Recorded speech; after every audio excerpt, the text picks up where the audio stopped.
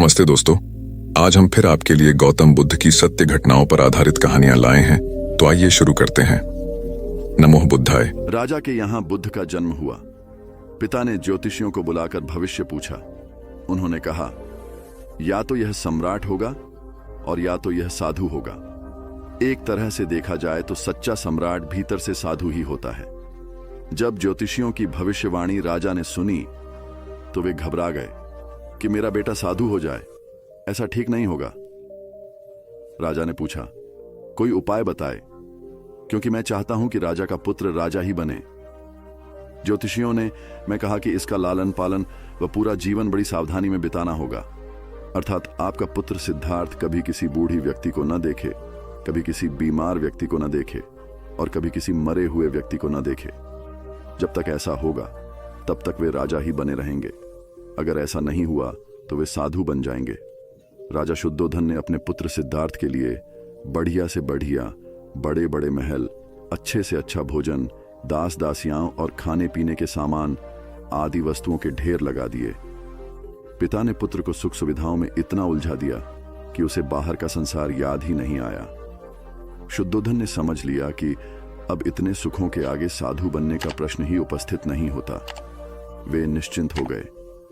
राजा शुद्धोधन ने बिल्कुल पक्की व्यवस्था कर रखी थी कि उनका पुत्र सिद्धार्थ जीवन में कभी भी वृद्ध, बीमार और मृतक व्यक्ति को देख न सके, क्योंकि वे अपने पुत्र को खोना नहीं चाहते थे। सिद्धार्थ का जीवन ऐश्वर्य और सुख सुविधाओं में बीत रहा था। उनके जवान होने पर एक सुंदर कन्या यशोधरा से उनका विवाह हो गया। विवाह हो जाने पर शुद्धोधन की आधी चिंता मिट गई। अब तो शादी हो गई, अब कहां जाएगा? अब तो मेरा पुत्र बंधन में बंध गया है, अब उसके कहीं जाने का सवाल ही नहीं उठता। 1 वर्ष बाद बेटे का भी जन्म हो गया। उसका नाम राहुल रखा गया। अब राजा शुद्धोधन को बिल्कुल पक्का विश्वास हो गया कि अब यह कहीं नहीं जा सकता। एक दिन सिद्धार्थ ने कहा कि पिताजी, आज तक मैंने कभी अपनी राजधानी नहीं देखी, आपकी आज्ञा हो तो आज देख आऊं।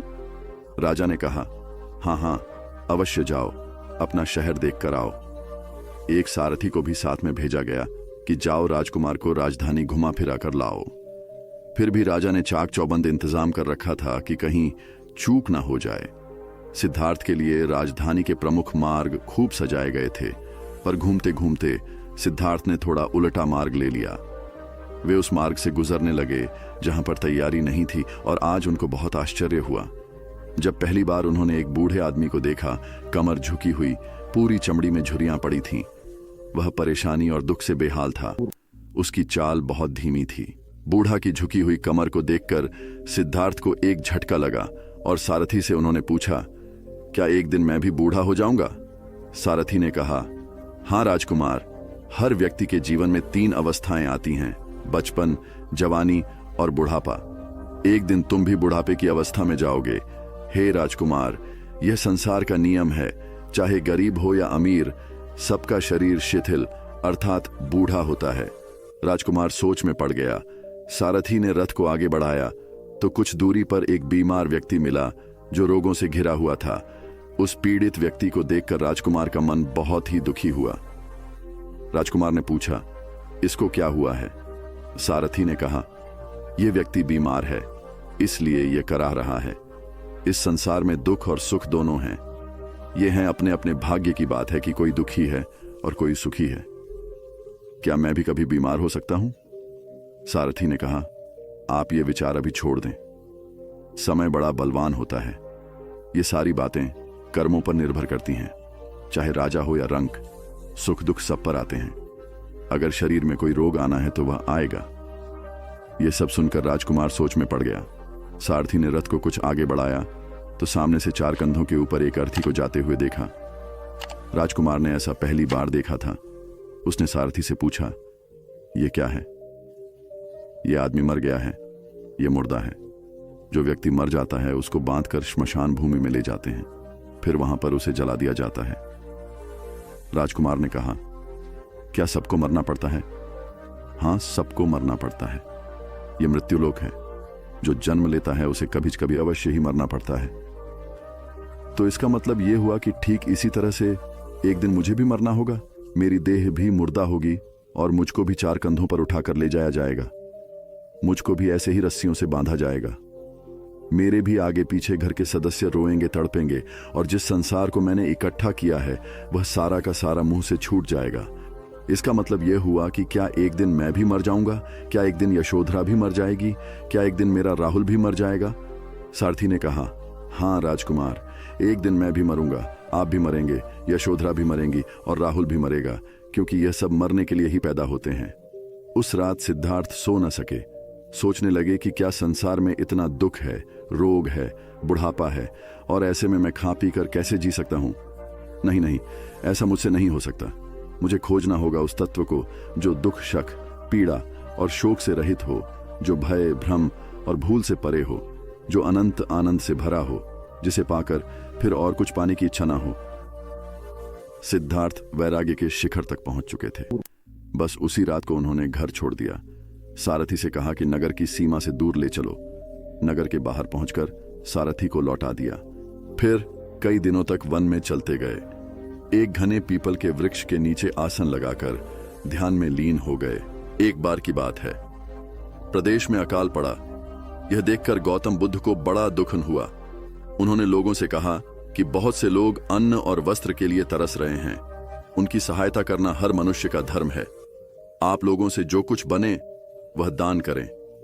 बुद्ध का उपदेश सुनकर सब लोग बिना दिए अपने अपने घर चले गए। एक गरीब व्यक्ति बैठा ही रहा। उसने सोचा कि मेरे पास तो ये वस्त्र हैं, अगर मैं इन्हें उतार कर दे दूंगा तो नंगा हो जाऊंगा। उसने फिर से सोचा कि मनुष्य बिना वस्त्र के पैदा होता है और बिना वस्त्र के ही चला जाता है। न जाने कितने साधु सन्यासी बिना वस्त्र के रहते हैं, फिर मैं बिना वस्त्र के क्यों नहीं रह सकता? उसने अपने वस्त्र उतारकर बुद्ध को दे दिए। भगवान बुद्ध ने उसे आशीर्वाद दिया। वह प्रसन्न होकर घर की ओर चल पड़ा। वह खुशी से चिल्लाकर कह रहा था, मैंने अपने आधे मन को जीत लिया है। तभी सामने से राजा की सवारी आ रही थी। उस गरीब की बात सुनकर राजा ने उसे अपने पास बुलाया और पूछा कि तुमने आधे मन को कैसे जीता है? उस गरीब ने कहा कि भगवान बुद्ध दुखियों के लिए दान मांग रहे थे। यह सुनकर मैंने अपने वस्त्र उतार दिए। पहले तो मेरे मन ने इनकार किया, फिर मैंने उसे समझाया कि मनुष्य बिना वस्त्र के पैदा होता है और मृत्यु होने पर साथ में कुछ भी नहीं जाता। राजा उसकी बात से बड़ा प्रसन्न हुआ। उसने मोतियों का हार और कीमती वस्त्र उसे दिए। उसने वह सब ले जाकर भगवान बुद्ध के चरणों में रख दिए। बुद्ध ने उसे हृदय से लगाते हुए कहा, जो दूसरों के लिए अपना ने सब कुछ दे देता है, उसकी बराबरी कोई नहीं कर सकता।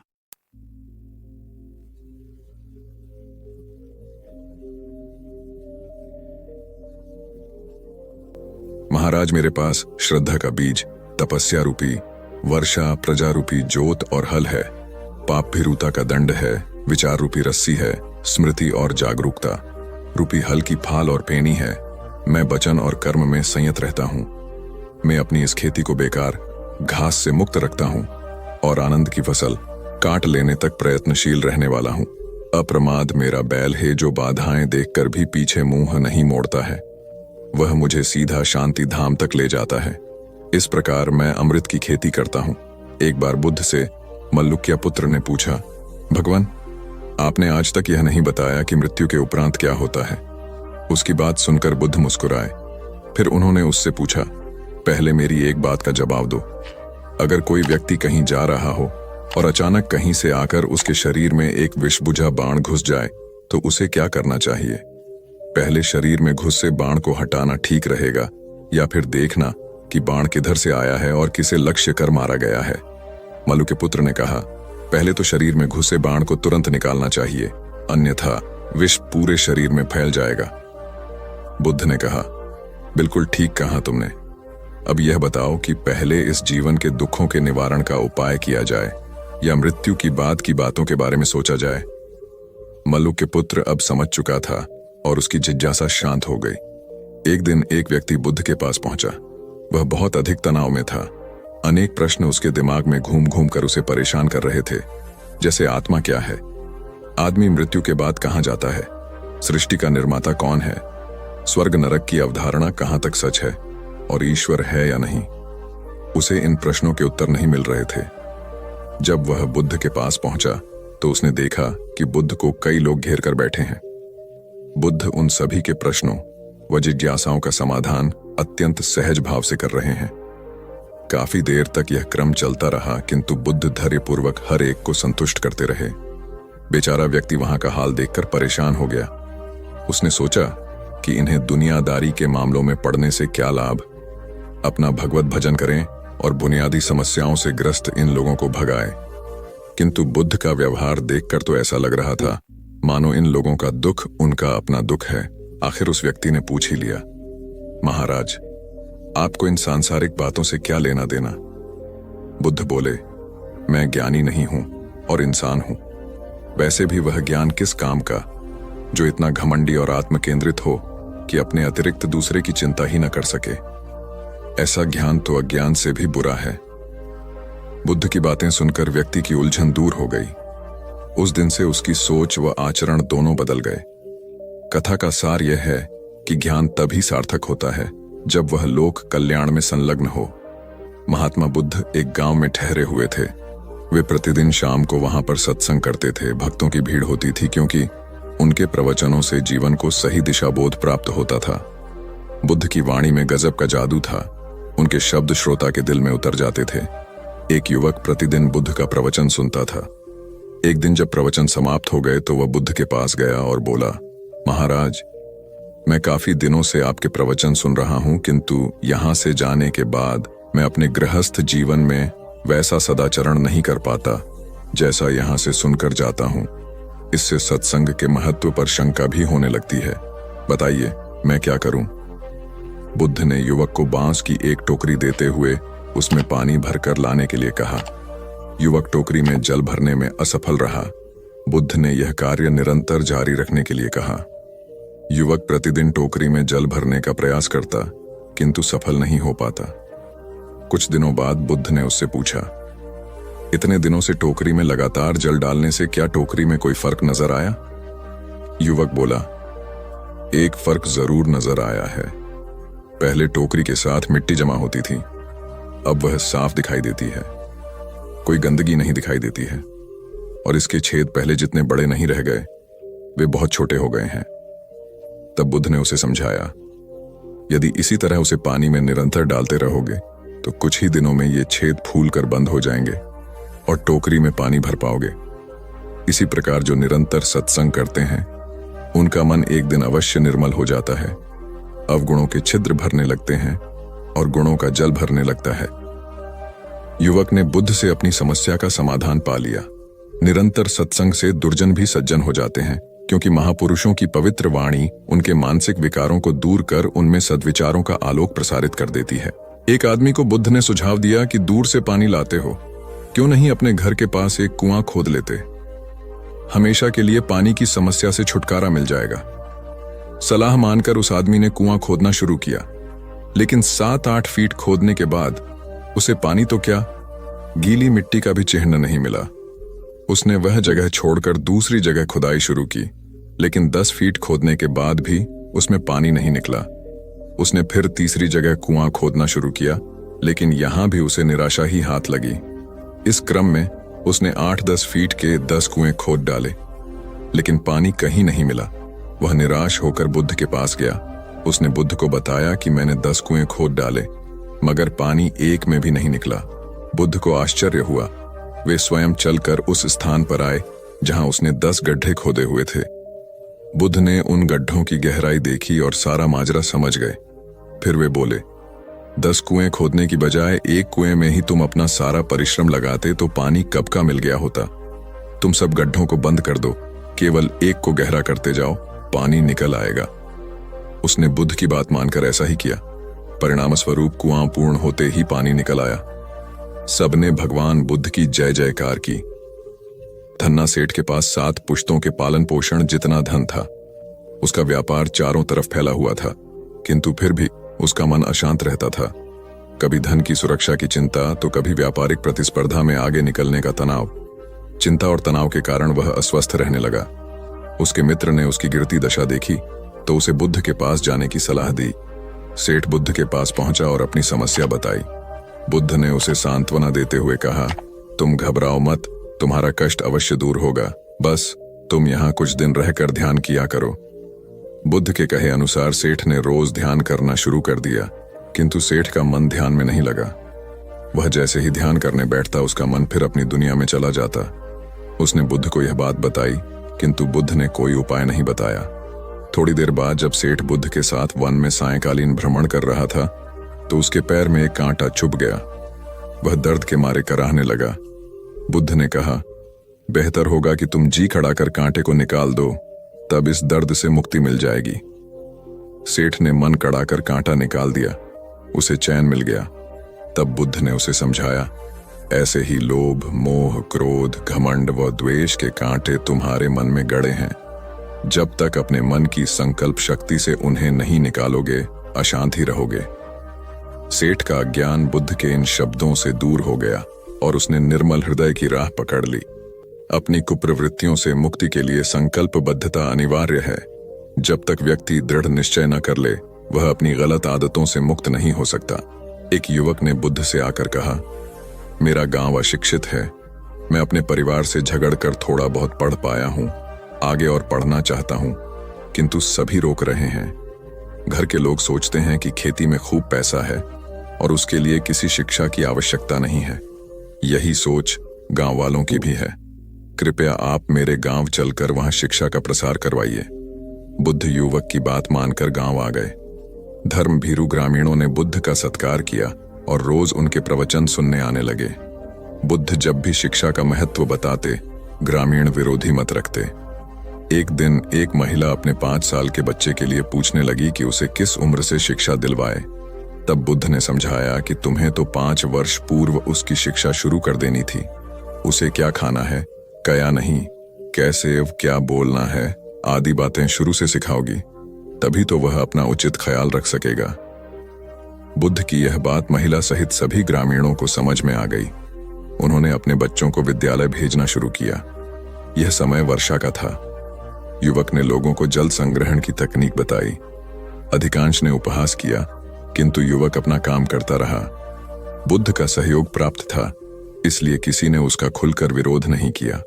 जब गर्मी में भीषण जल संकट के कारण फसलें सूखने लगीं, तो युवक ने कुएं खुदवाए, जिनमें जल संग्रहण की तकनीक के कारण खूब पानी निकला। ग्रामीण अब शिक्षा का महत्व समझ चुके थे। धीरे धीरे संपूर्ण गांव शिक्षित हो गया। ज्ञान हर उम्र में अर्जित किया जा सकता है। यही ज्ञान हमें जीवन में आने वाली समस्याओं के समाधान की राह सुझाता है। आम्रपाली बौद्ध काल में वैशाली के वृज्य संघ की इतिहास प्रसिद्ध लिच्छवी राजनृत्यांगना थी। इनका एक नाम अम्बपाली या अम्बपालिका भी है। आम्रपाली अत्यंत सुंदर थी और कहते हैं जो भी उसे एक बार देख लेता वह उस पर मुग्ध हो जाता था। अजातशत्रु उसके प्रेमियों में था और उस समय के उपलब्ध साहित्य में अजातशत्रु के पिता बिंबसार को भी गुप्त रूप से उसका प्रणयार्थी बताया गया है। आम्रपाली को लेकर भारतीय भाषाओं में बहुत से काव्य, नाटक और उपन्यास लिखे गए हैं। एक बार की बात है, महात्मा बुद्ध अपने शिष्यों के साथ घूमते हुए वैशाली नगरी में पहुंचे। वैशाली को उस समय 16 महाजनपदों में एक महत्वपूर्ण जनपद माना जाता था, जिसकी ख्याति दूर दूर तक फैली हुई थी। यह नगरी परम वैभवशाली और हर तरफ से संपन्न थी। महात्मा बुद्ध के आने की बात पूरे नगर में फैलते देर न लगी। जिसे जब पता चलता वह तभी उनसे मिलने पहुंच जाता और उनके उपदेश सुनकर खुद को भाग्यशाली समझता। बुद्ध का चरित्र ही ऐसा प्रभावशाली था कि उनसे प्रभावित हुए बिना कोई नहीं रह सका। उस नगर की गणिका और राजनर्तकी आम्रपाली भी बुद्ध से मिलने की इच्छुक थी। वह खुद महात्मा बुद्ध के पास चलकर आई और उन्हें अपने घर भोजन के लिए आमंत्रित किया। उसने इतने सरल और प्रेम भाव से बुद्ध से विनती की कि बुद्ध मना नहीं कर सके। जब यह बात उनके शिष्यों को पता चला कि महात्मा बुद्ध ने एक गणिका का आमंत्रण स्वीकार किया है, तो सबने इसका विरोध किया। महात्मा बुद्ध ने बड़ी सरलता से अपने शिष्यों से कहा, मैंने तो उसकी प्रेम भावना देखी। उसने जिस भावना से मुझे बुलाया है वह बिल्कुल पवित्र और निश्चल था। वह आज मुझसे मिलने एक गणिका बनकर नहीं बल्कि एक भक्ति भाव से आई थी। फिर भला मैं कैसे उसका आमंत्रण स्वीकार न करता, वह चाहे एक वेश्या हो या फिर कोई सन्यासी। यथा समय बुद्ध आम्रपाली के घर भोजन के लिए गए। वह पहले से ही भोजन की सारी व्यवस्था करके भगवान बुद्ध के आने की राह देख रही थी। मन में यह विचार भी आ रहा था कि कहीं बुद्ध अपनी बात से मुकर न जाए। इतने बड़े सन्यासी भला क्यों एक वेश्या के बुलाने पर उसके घर आकर भोजन करेंगे? परंतु जैसे ही आम्रपाली ने बुद्ध को अपने घर आते देखा, उसकी प्रसन्नता का ठिकाना न रहा। वह दौड़कर दरवाजे पर गई और उनका स्वागत किया, खुद अपने हाथों से भोजन परोसा और उनकी आवभगत की। महात्मा बुद्ध के शिष्यों ने जो उनके साथ आए थे, जब एक वेश्या को, जिसके कदमों में खुद सम्राट बिंबिसार से लेकर अजातशत्रु थे, पूरी वैशाली जिसके एक झलक पाने के लिए तरसती थी, उसे एक सन्यासी के लिए ऐसा व्यवहार करते देख बुद्ध के शिष्यों के मन में अपने गुरु के लिए सम्मान और ज्यादा बढ़ गया। आम्रपाली ने महात्मा बुद्ध के व्यक्तित्व के बारे में जैसा सुना था, उनसे मिलने के बाद वह उससे ज्यादा प्रभावित हुई और उसी समय वह बुद्ध की शरण में चली गई। अपनी सारी संपत्ति वह बौद्ध मठ के नाम करके आजीवन भिक्षुणी बन गई। बहुत पुरानी बात है। गौतम बुद्ध एक शहर में प्रवास कर रहे थे।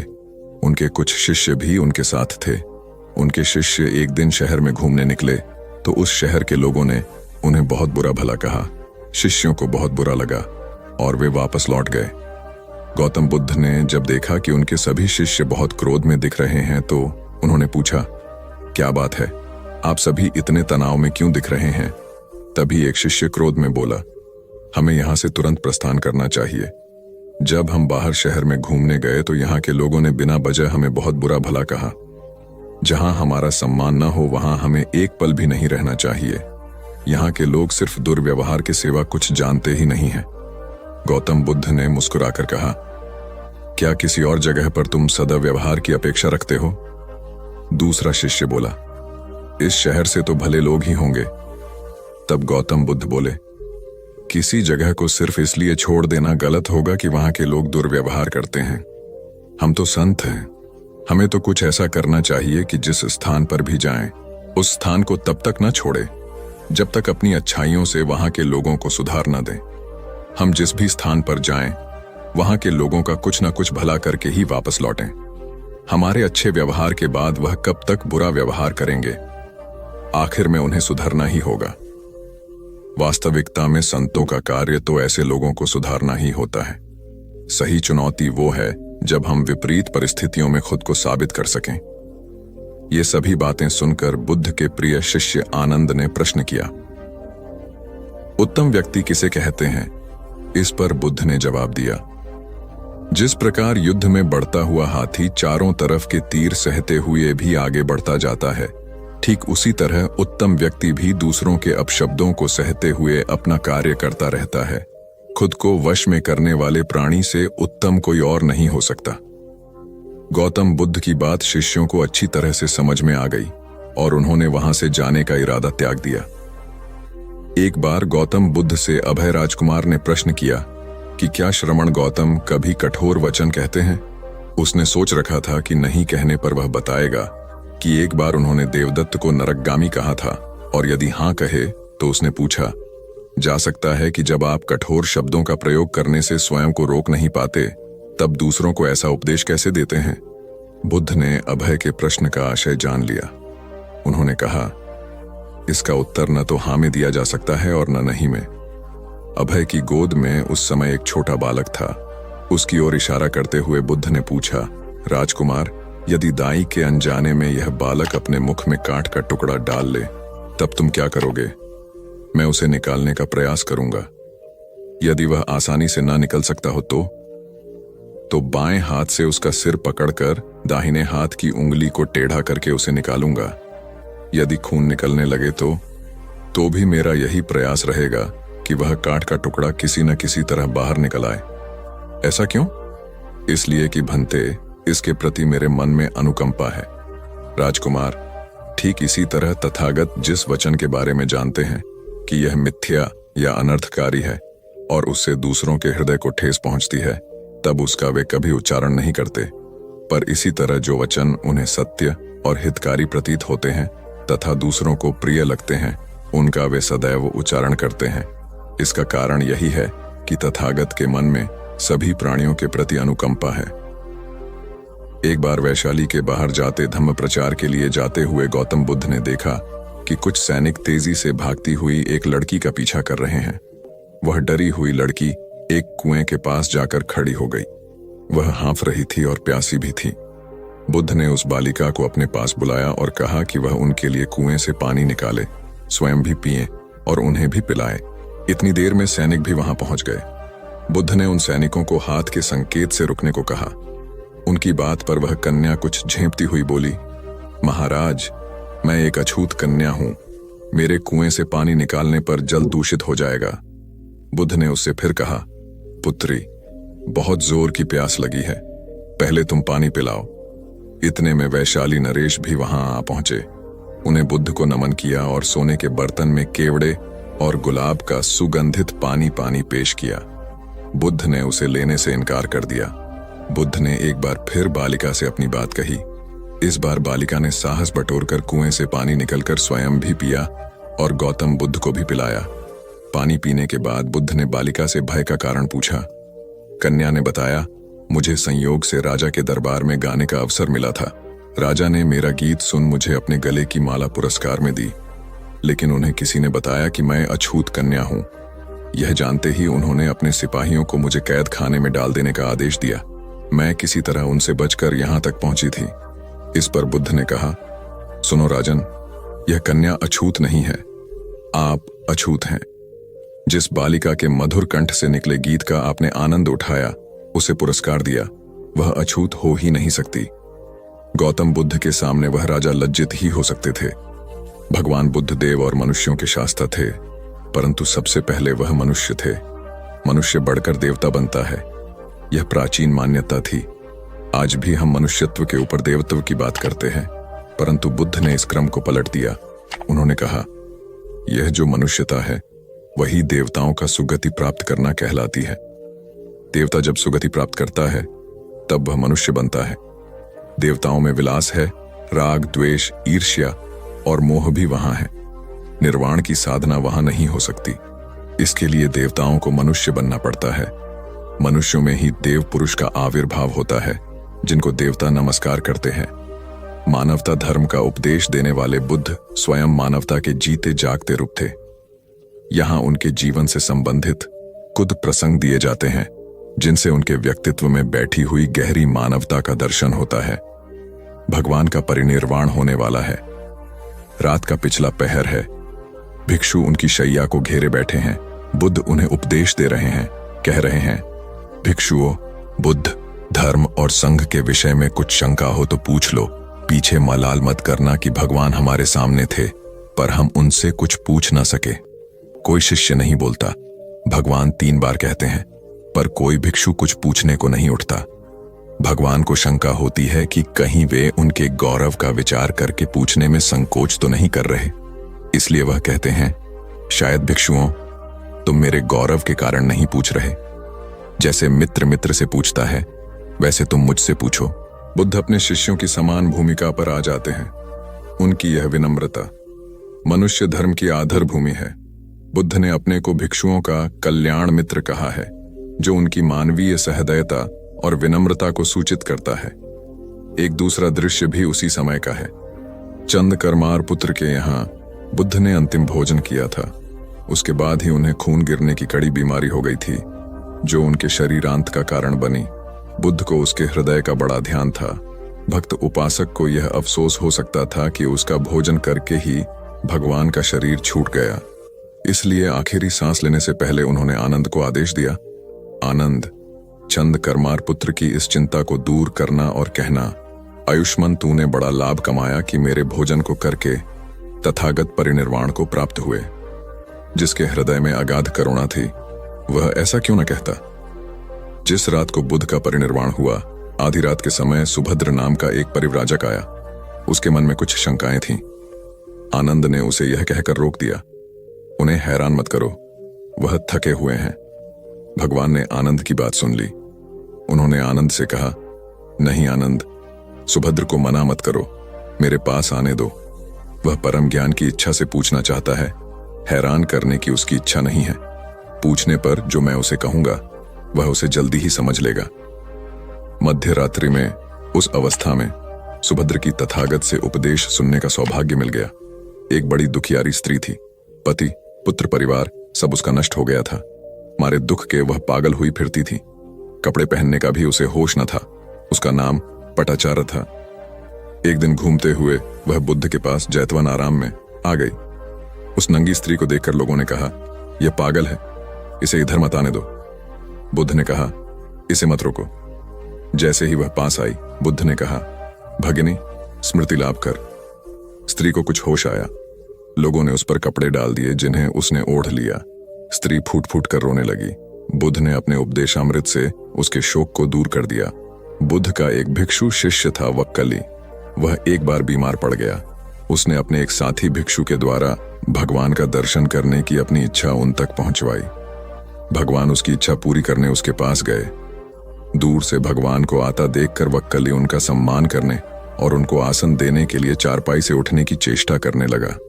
भगवान ने उसे यह कहकर रोक दिया कि अलग आसन तैयार है, उसके हिलने डुलने की आवश्यकता नहीं है, और वह बिछे आसन पर बैठ गए। वक्कली ने उसकी वंदना करते हुए कहा, आपके दर्शन की मेरी बड़ी इच्छा थी, आपने कृपा करके उसे पूरा कर दिया। बुद्ध ने कोमल स्वर में कहा, वक्कली शांत हो जा, तेरी जैसी गंदी काया है वैसी ही मेरी है। वक्कली, इस गंदी काया को देखने से क्या लाभ? जो धर्म को देखता है वह मुझे देखता है, जो मुझे देखता है वह धर्म को देखता है। भगवान बुद्ध गृहस्थों के प्रति बड़ी सहानुभूति रखते थे। एक बार सुप्रवासा नामक स्त्री के बच्चा होने वाला था और वह असहा वेदना से पीड़ित थी। उसने अपने पति के द्वारा बुद्ध के चरणों में प्रणाम अर्पित करवाया।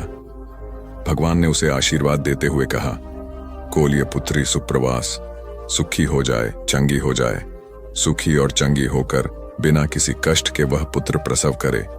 ब्राह्मणों के साथ भी उनकी पूरी सहानुभूति थी, जैसे कि विश्व के सभी प्राणियों के साथ उनकी पूरी सहानुभूति थी। बावरी नामक ब्राह्मण के एक शिष्य ने जब अपने गुरु की ओर से भगवान के चरणों में प्रणाम निवेदन किया तो भगवान ने आशीर्वाद देते हुए कहा, शिष्यों सहित बावरी ब्राह्मण सुखी हो, माणवक तुम भी सुखी हो, चिरजीवी हो। बुद्ध के पास छोटा बड़ा जो भी जाता था वह उससे कहते थे, आओ तुम्हारा स्वागत है। भगवान अपनी अंतिम यात्रा में पावा और कुसीनारा के बीच जा रहे थे। रास्ते में उन्हें पुक्कुस मल्लपुत्र नामक व्यापारी मिला।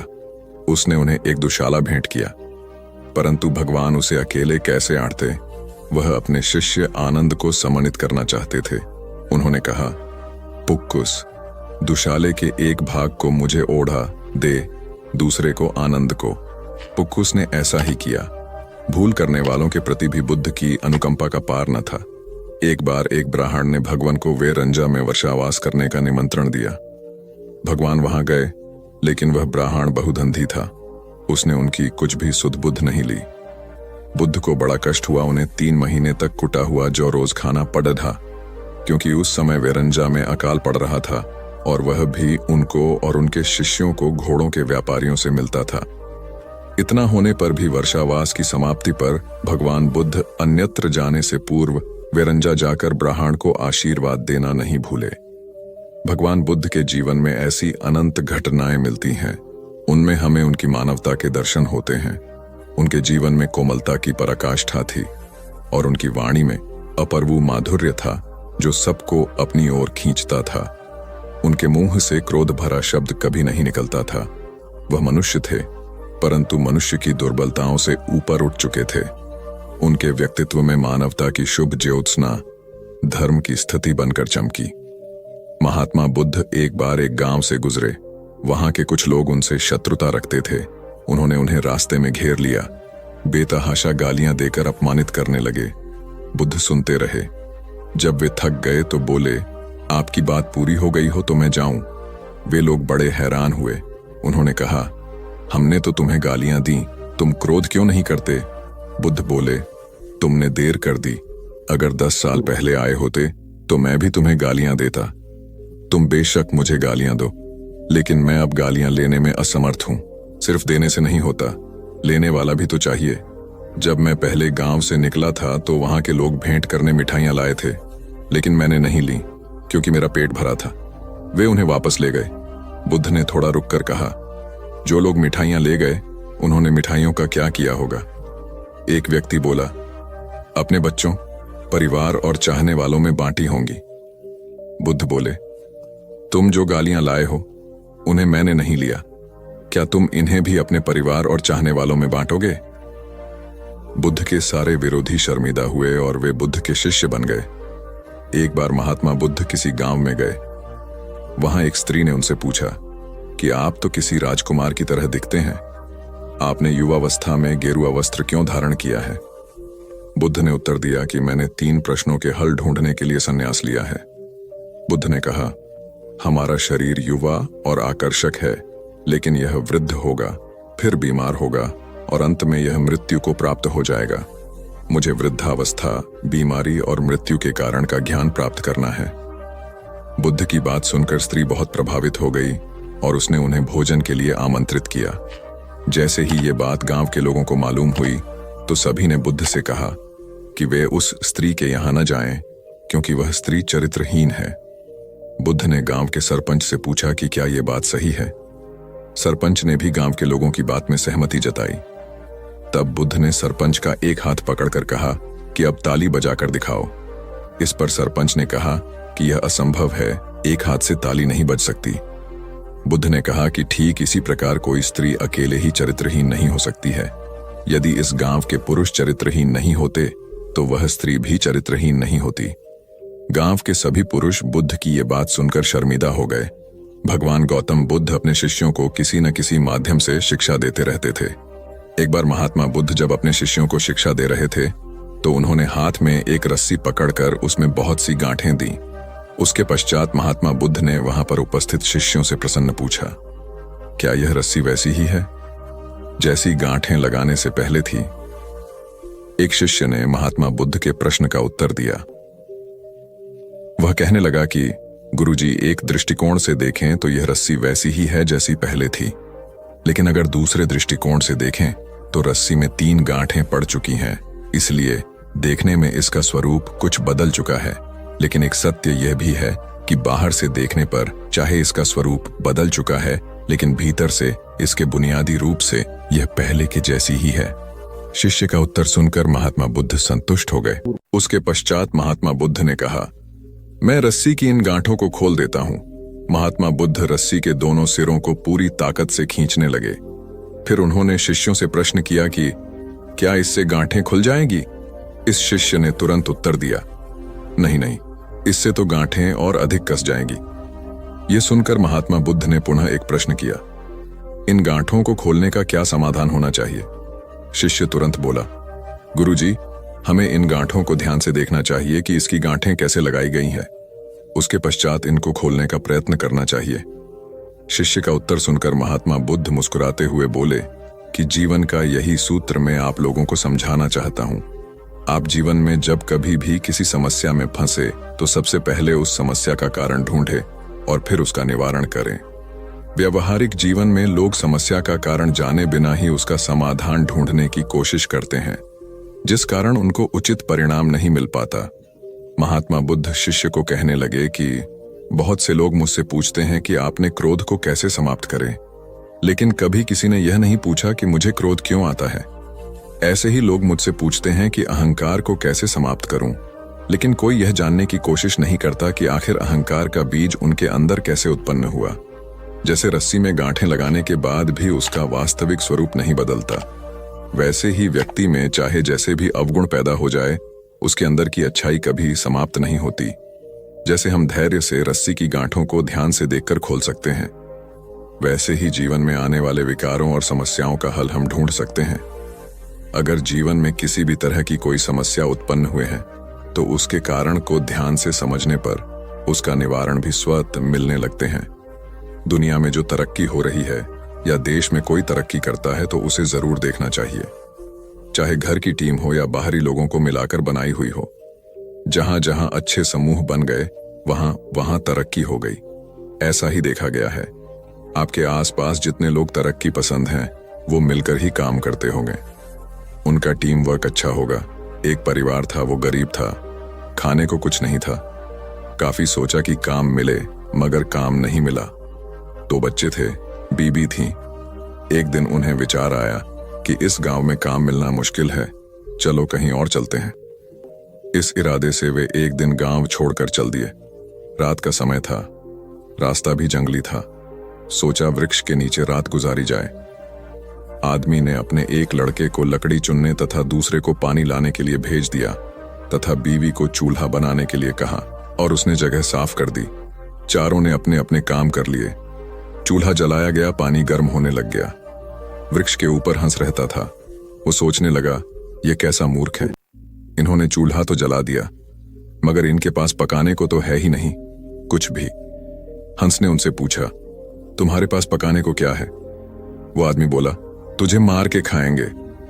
हंस बोला, मुझे क्यों मारोगे? आदमी बोला, हमारे पास न पैसा है और न ही सामान, तो क्या करें? हंस सोच में पड़ गया। इन्होंने चूल्हा भी जला लिया है, सब कर्मशील हैं, मुझे तो ये खा ही जाएंगे। तो हंस बोला, अगर मैं आपको धन दे दूं तो मुझे छोड़ दोगे? घर का स्वामी बोला, हाँ छोड़ देंगे। हंस कहने लगा, मेरे साथ चलो, मैं तुम्हें धन देता हूं। हंस उनको थोड़ी दूर ले गया और चोंच से इशारा किया और कहा कि यहां से निकाल लो। उन्होंने गड्ढा खोदा और वहां से धन निकाल लिया। हंस का धन्यवाद करके वापस अपने गांव आ गए और एक ही दिन में खूब मौज से रहने लग गए। अब उनके घर में किसी चीज की कमी नहीं थी। पड़ोसी ने देखा कि इस परिवार के पास ऐसी कौन सी चीज आ गई जो इनके पास इतना कुछ आ गया। उसने छोटे लड़के को बुलाकर सारी बात पूछ ली कि पैसा कहां से आया है। उनके भी 2 बच्चे थे, उन्होंने भी ऐसी योजना बनाई और चल दिए। उन्होंने उसी वृक्ष के नीचे डेरा लगा लिया। आदमी ने अपने बड़े लड़के को कहा, लकड़ी लाओ तथा छोटे लड़के को पानी लाने के लिए कहा, परंतु दोनों आनाकानी करने लगे। बीबी ने भी कहा कि मैं थक चुकी हूं। जैसे जैसे पानी लकड़ी इकट्ठी हो गई और पानी गर्म होने लगा, हंस फिर आया और बोला, तुम्हारे पास खाने को तो नहीं है तो फिर पानी गर्म कर रहे हो? आदमी बोला, तुझे मारकर खाएंगे। हंस मुस्कुरा उठा और बोला, मारने वाले तो 3 दिन पहले आए थे, तुम अपना समय खराब मत करो, घर जाओ, तुम मुझे क्या मरोगे, तुम तो आपस में ही लड़ रहे हो। जिन्होंने दूसरों को जितना होता है वे खुद नहीं लड़ते। संसार का नियम भी ऐसा ही है। जिन लोगों ने तरक्की करनी है वे मिलकर चलते हैं और आज भी संसार में उनका ही बोल बाला है। जो आपसी तालमेल में रहते हैं वे ही समाज रूपी हंस को जीत सकते हैं। एक बार अकबर ने बीरबल से कहा, मुझे परमात्मा दिखा दो। राजा का हुक्म था। बीरबल बहुत परेशान था कि परमात्मा को कैसे राजा को दिखाए। इसी विचार को लेकर बीरबल छुट्टी पर चला गया और उदास रहने लगा। एक दिन परिवार में चर्चा हुई। उदासी का कारण पूछा गया तो बीरबल ने बता दिया कि राजा ईश्वर के दर्शन करना चाहते हैं। बीरबल का बेटा बोला, कल सुबह मुझे आप साथ ले जाएं, मैं अपने आप राजा को दर्शन करा दूंगा। दूसरे दिन सुबह बीरबल और लड़का दरबार में पहुंचे और राजा को कहा, मेरा लड़का आपके प्रश्न के उत्तर का समाधान करेगा। राजा ने सोचा, यह लड़का क्या समाधान करेगा? लड़का बोला, इस वक्त मैं आपका गुरु हूं, मुझे उचित स्थान दिया जाए। राजा ने सोचा, बात तो ठीक कह रहा है, मैंने तो प्रश्न किया है, समाधान करने वाला गुरु समान होता है। राजा ने लड़के के लिए अपने साथ थोड़ा ऊंचा स्थान दिया। लड़का बोला, महाराज एक दूध का कटोरा मंगाओ। राजा ने दूध का कटोरा मंगाया। लड़का बोला, महाराज इस दूध में घी है? राजा बोला, हाँ है। लड़का बोला, पहले मुझे आप उसका दर्शन कराओ। राजा बोला, तू मूर्ख है, घी के दर्शन ऐसे थोड़े होते हैं। पहले दूध को गर्म करना पड़ता है, फिर उसकी दही जमाना पड़ता है, फिर उसको मघानी में रिड़का जाता है, फिर मक्खन निकलता है, फिर उसे गर्म गर्म कढ़ाई में डाला जाता है, फिर उसकी मैल निकाली जाती है, तब जाकर घी के दर्शन होते हैं। ऐसे ही थोड़े दर्शन होते हैं। लड़का बोला, यही उत्तर है आपके प्रश्न का। पहले इंसान को तपना पड़ता है, फिर उसको जमना पड़ता है, फिर उसको साधना करनी पड़ती है, फिर उसको ज्ञान की अग्नि में तपना होता है, फिर उस ईश्वर के दर्शन होते हैं। अकबर समझ गया और बोला, तू वाकई ही मेरा गुरु है। ईश्वर को जानने के लिए बहुत कुछ करना पड़ता है। वैसे हर आत्मा में ईश्वर का अंश है और उसी को ईश्वर का रूप समझना चाहिए, तभी सुख की प्राप्ति होती है। यह भी संसार का एक नियम है। एक बालक अभी पूरे 2 साल का भी नहीं हुआ था कि उसके पिता की मृत्यु हो गई। ऐसी कठिन परिस्थिति में उसकी मां उसे लेकर अपने मायके में रहने लगी। सभी उसे नन्हा कहकर पुकारते थे। छोटे से कद का बालक शारीरिक रूप से दुर्बल था, किंतु मानसिक रूप से अत्यंत मेधावी। उसे जो कुछ भी कहा या सिखाया जाता वह बड़े मनोयोग से उसे ग्रहण करता था। धीरे धीरे दिन बीतते गए और बालक 6 वर्ष का हो गया। एक बार वह अपने कुछ मित्रों के साथ मिलकर किसी बाग में फूल तोड़ने पहुंचा। वह बालक और उसके सभी फल तोड़ने लगे। तभी माली आ गया। उस बालक के सभी मित्र भाग गए, लेकिन वह माली की पकड़ में आ गया। माली ने उसे डंडे से पीटना शुरू किया। नन्हा मार खाता रहा और फिर धीमी आवाज में माली से बोला, मेरे पिता इस दुनिया में नहीं है, इसलिए तुम मुझे इस तरह मार रहे हो। बालक की बात सुनकर माली का हाथ रुक गया। माली शांत होकर बोला, बेटा, तुम्हारे पिता के न होने से तुम्हारी जिम्मेवारी और अधिक बढ़ जाती है कि तुम कोई गलत काम नहीं करो। यह सुनकर नन्हा बालक फूट फूट कर रो पड़ा और फिर कभी गलत काम न करने का संकल्प लिया। यही नन्हा बालक बड़ा होकर लाल बहादुर शास्त्री के नाम से विख्यात हुआ और प्रधानमंत्री के रूप में अपने गुण व व्यवहार से सर्वत्र प्रशंसा पाई। कथा का सार यह है कि माँ बाप के अमूल्य मार्गदर्शन के अभाव की स्थिति में और अधिक जिम्मेदार बनकर आत्मविकास करना चाहिए। 19वीं शताब्दी का एक प्रसंग है। मेदिनीपुर जिले के वीर सिंह नामक गांव में एक माँ अपने पुत्र के साथ रहती थी। माँ का रहन सहन अत्यंत सादा था और विचार अति उच्च। अपने पुत्र को वह सदा सुसंस्कारों की शिक्षा देती थी। पुत्र भी माँ का आज्ञाकारी था। माँ बहुत संघर्ष कर पुत्र का पालन पोषण कर रही थी।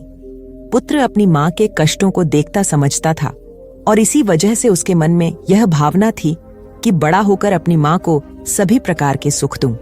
एक दिन पुत्र ने माँ से कहा, मेरी बहुत इच्छा है कि तुम्हारे लिए कुछ गहने बनवाऊं, तुम्हारे पास एक भी गहना नहीं है। ये सुनकर माँ बोली, बेटा, मुझे बहुत दिनों से 3 प्रकार के गहनों की इच्छा है। पुत्र ने पूछा, वे कौन से गहने हैं? माँ ने उत्तर दिया, बेटा, इस गांव में स्कूल नहीं है, तुम एक अच्छा स्कूल बनवाना, एक दवाखाना खुलवाना, गरीब और अनाथ बच्चों के रहने और भोजन की व्यवस्था करवाना, यही मेरे लिए गहनों के समान होगा। माँ की बात सुनकर पुत्र रो पड़ा। वह पुत्र था पंडित ईश्वर चंद्र विद्यासागर और माँ थी भगवती देवी।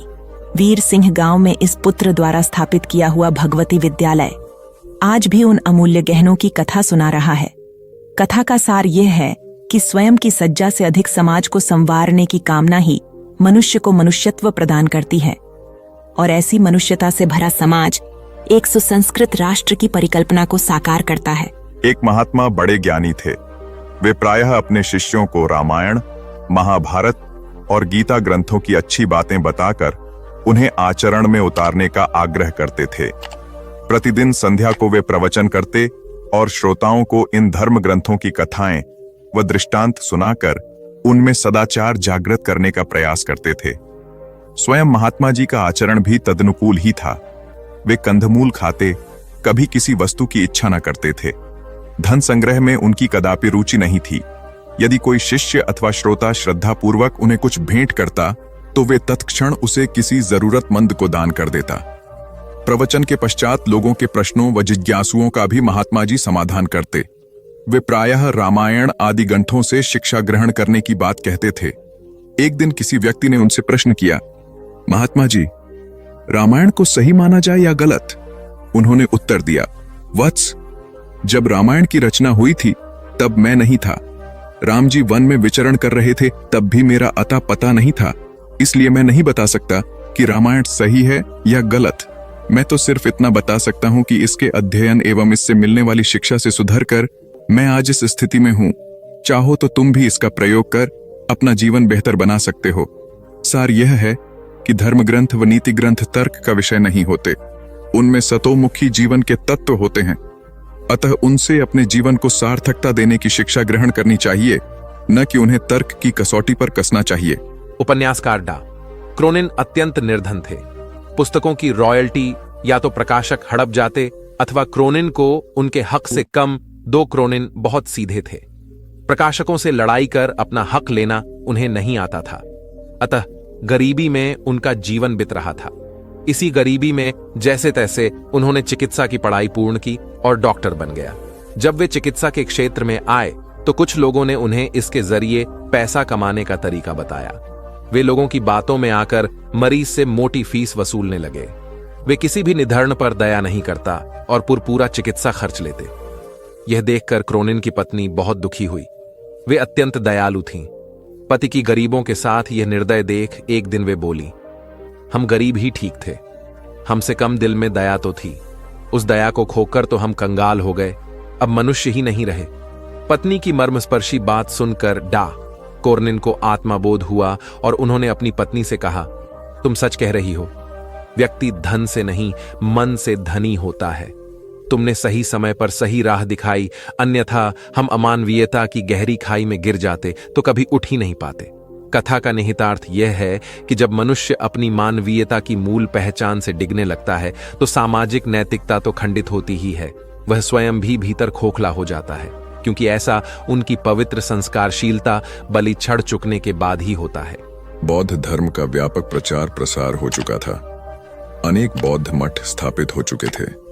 सभी मठों में योग्य आचार्य व कुलपित की नियुक्ति की जानी थी ताकि वे बौद्ध धर्म के समुचित प्रसार में अपनी महती भूमिका निभा सकें। आचार्य व कुलपति की नियुक्ति में उनके ज्ञान और विवेक के अतिरिक्त उनकी परहित रुचि को भी विशेष रूप से परखा जाता था, क्योंकि मठ सामूहिक हितों को प्रमुखता देते थे।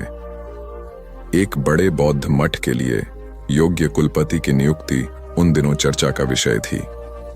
उस बौद्ध मठ के आचार्य ज्ञान और विवेक के धनी मोदगल्यायन थे।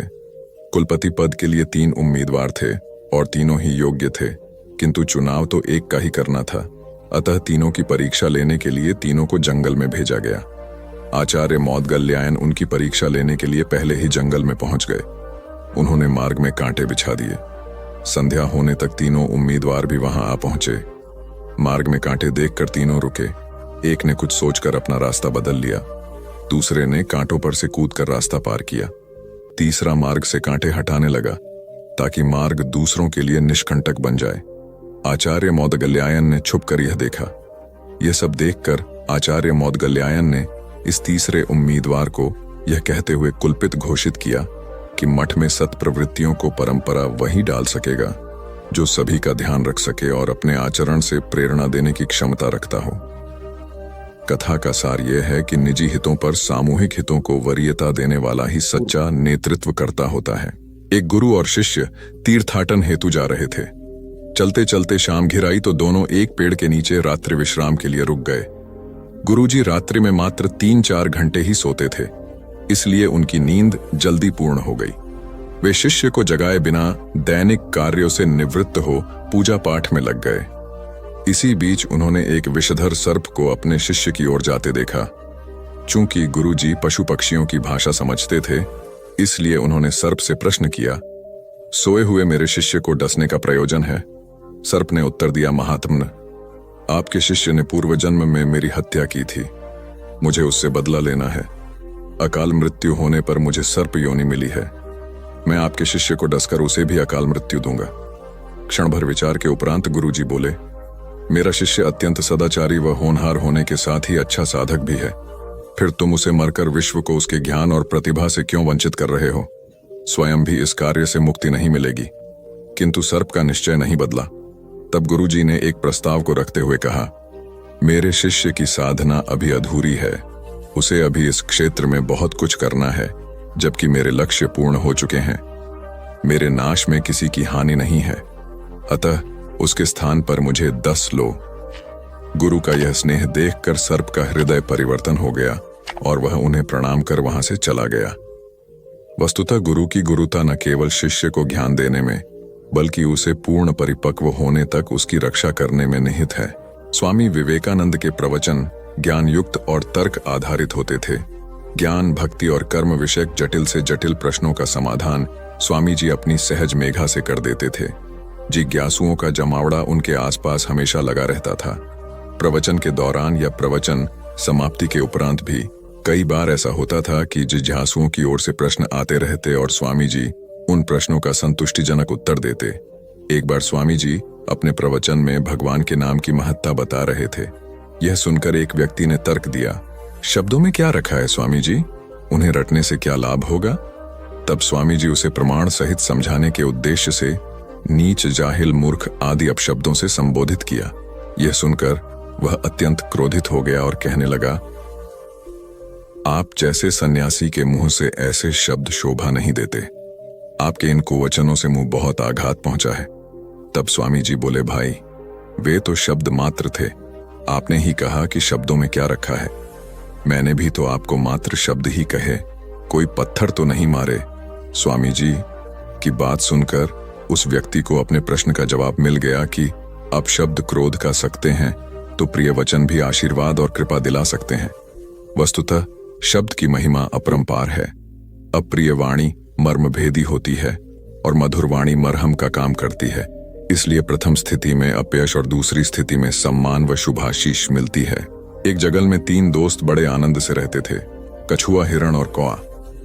जंगल में सभी प्रकार के प्राणी और पक्षी भी रहते थे, लेकिन उनके जैसा कोई न था। एक दिन हिरणी बोली, अरे वही बैठे बैठे मैं बोर हो गई हूं, चलिए कोई ऐसा खेल खेलते हैं जिसमें सभी को मजा आ जाए। कछुआ और कौआ बोला, हाँ दोस्तों, वही बैठे बैठे का खेल खेलकर बोर हो चुके हैं, अब कुछ नया खेल खेलेंगे। कौवे को हिरण बोली, ठीक है, तो तुम एक बड़े से पेड़ पर बैठकर आंखें बंद करके 10 तक गिनती करो और हम दोनों छुपेंगे। उसके बाद तुम हमें ढूंढना।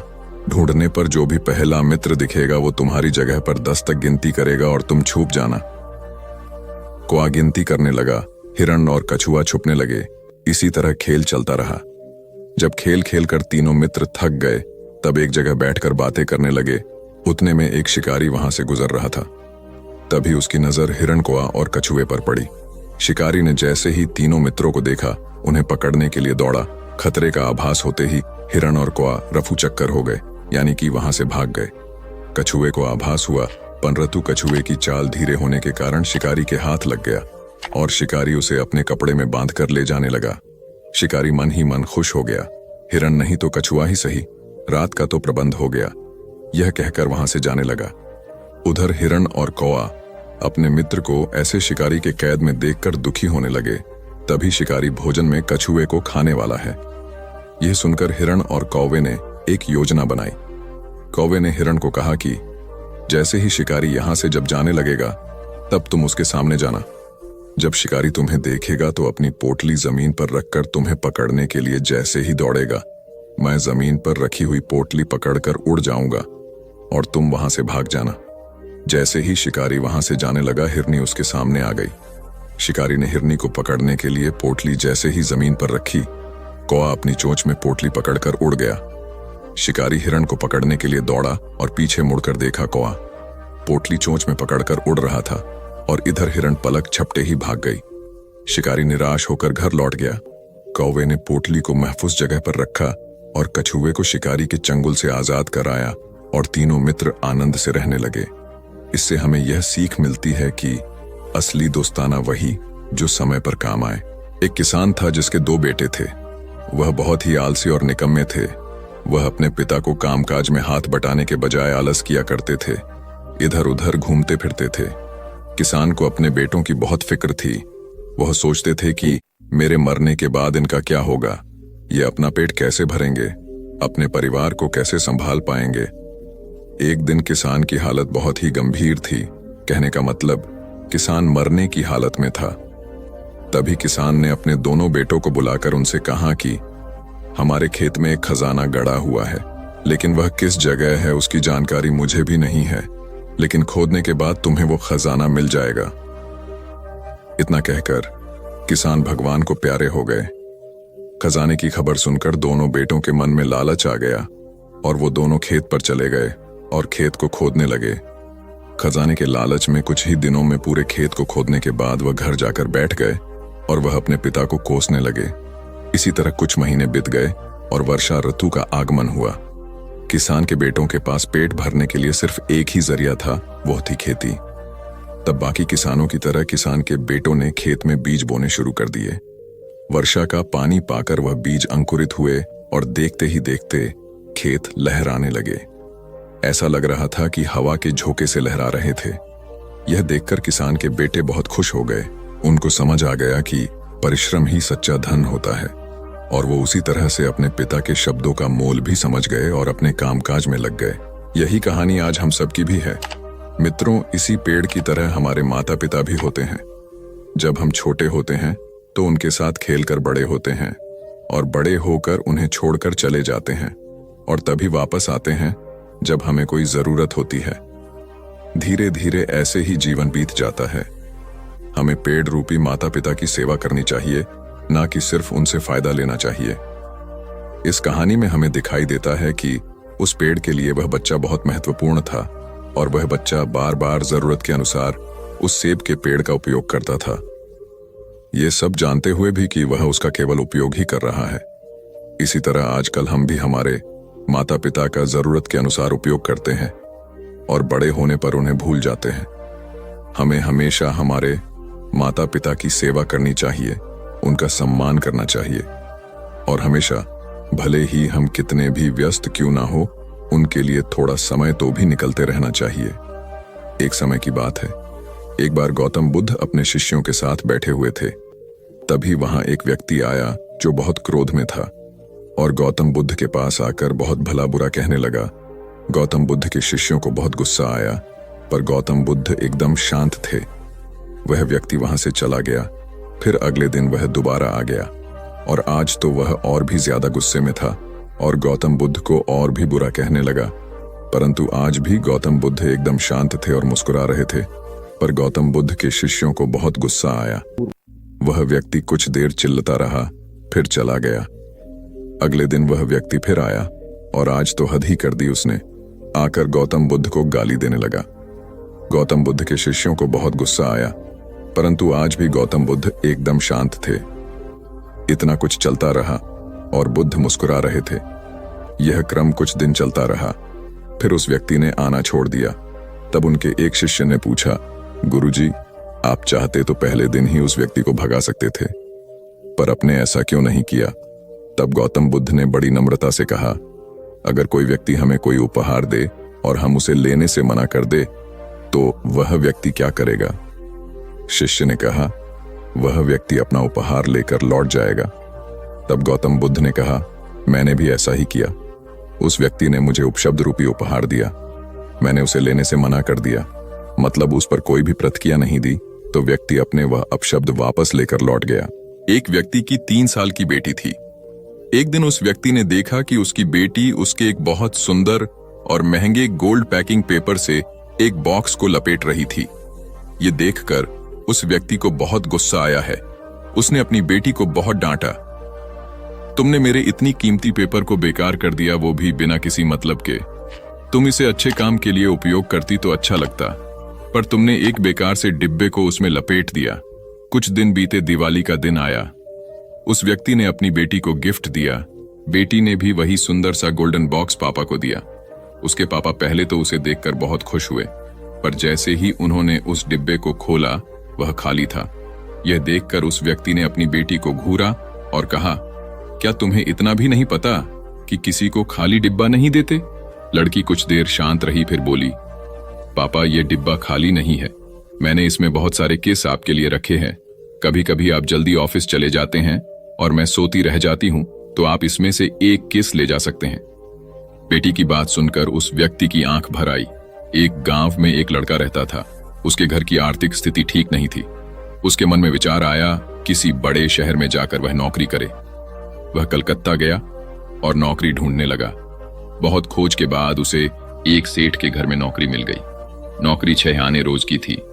काम था सेठ को रोज 6 घंटे अखबार और किताब पढ़कर सुनाना। लड़के को नौकरी की जरूरत थी, तो उसने वह नौकरी स्वीकार कर ली। एक दिन की बात है, लड़के को दुकान के कोने में 100 के 8 नोट पड़े मिले। उसने चुपचाप उन्हें अखबार और किताबों से ढक दिया। दूसरे दिन रुपयों की खोजबीन हुई। लड़का सुबह जब दुकान पर आया तो उससे पूछा गया। लड़के ने तुरंत ही प्रसन्नता से रुपये निकालकर ग्राहक को दे दिए। वह बहुत ही खुश हुआ। लड़के के ईमानदारी से सबको बहुत प्रसन्नता हुई। सेठ भी लड़के से बहुत खुश हुआ। सेठ ने लड़के को पुरस्कार देना चाहा तो लड़के ने लेने से मना कर दिया। लड़के ने कहा, सेठ जी मैं आगे पढ़ना चाहता हूं, पर पैसों के अभाव में पढ़ नहीं पा रहा, आप कुछ सहायता कर दें। सेठ ने लड़के की पढ़ाई का प्रबंध कर दिया। लड़का बहुत मेहनत से पढ़ता गया। यही लड़का आगे चलकर बहुत बड़ा साहित्यकार बना। इसका नाम था राम नरेश त्रिपाठी। हिंदी साहित्य में इनका बहुत बड़ा योगदान है। एक रोटी की कीमत। रोटी की कीमत क्यों बढ़ेगी? एक बनिया था, 5 रुपए की एक रोटी बेचता था। उसे रोटी की कीमत बढ़ानी थी, लेकिन बिना राजा की अनुमति कोई भी अपने दाम नहीं बढ़ा सकता था। लिहाजा राजा के पास बनिया पहुंचा। बोला, राजा जी मुझे रोटी का दाम 10 करना है। राजा बोला, तुम 10 नहीं 30 रुपए करो। बनिया बोला, महाराज इससे तो हाहाकार मच जाएगा। राजा बोला, इसकी चिंता तुम मत करो, तुम 10 रुपए दाम कर दोगे तो मेरे राजा होने का क्या फायदा। तुम अपना फायदा देखो और 30 रुपए दाम कर दो। अगले दिन बनिए ने रोटी का दाम बढ़ाकर 30 रुपए कर दिया। शहर में हाहाकार मच गया। तभी सभी जनता राजा के पास पहुंचे, बोले, महाराज ये बनिया अत्याचार कर रहा है, 5 की रोटी 30 में बेच रहा है। राजा ने अपने सिपाहियों को बोला, उस गुस्ताख बनिए को मेरे दरबार में पेश करो। बनिया जैसे ही दरबार में पहुंचा, राजा ने गुस्से में कहा, गुस्ताख तेरी ये मजाल, तूने बिना मुझसे पूछे कैसे दाम बढ़ा दिया। ये जनता मेरी है, तू इन्हें भूखा मारना चाहता है। राजा ने बनिए को आदेश दिया, तुम रोटी कल से आधे दाम में बेचोगे, नहीं तो तुम्हारा सर कलम कर दिया जाएगा। राजा का आदेश सुनते ही पूरी जनता ने जोर से बोला, महाराज की जय हो, महाराज की जय हो, महाराज की जय हो। नतीजा सुनिए, अगले दिन से 5 की रोटी 15 में बिकने लगी। अब जनता भी खुश, बनिया भी खुश और राजा भी खुश। एक बार की बात है, यूनानी राजा मिडास था। वह बहुत अमीर था और उसके पास बहुत सारा सोना था। उसकी एक बेटी थी जिसे वह बहुत प्यार करता था। एक दिन मिडास को एक फरिश्ता मिला जिसे मदद की जरूरत थी। उसने उसकी मदद की और बदले में वह एक इच्छा देने को तैयार हो गई। मिडास की इच्छा थी कि वह जिस चीज को छुए वह सोना बन जाए। उनकी इच्छा दी गई थी। अपने घर के रास्ते में उसने चट्टानों और पौधों को छुआ और वे सोने में बदल गए। जैसे ही वह घर पहुंचा, उत्साह में उसने अपनी बेटी को गले से लगा लिया, जो सोने में बदल गई थी।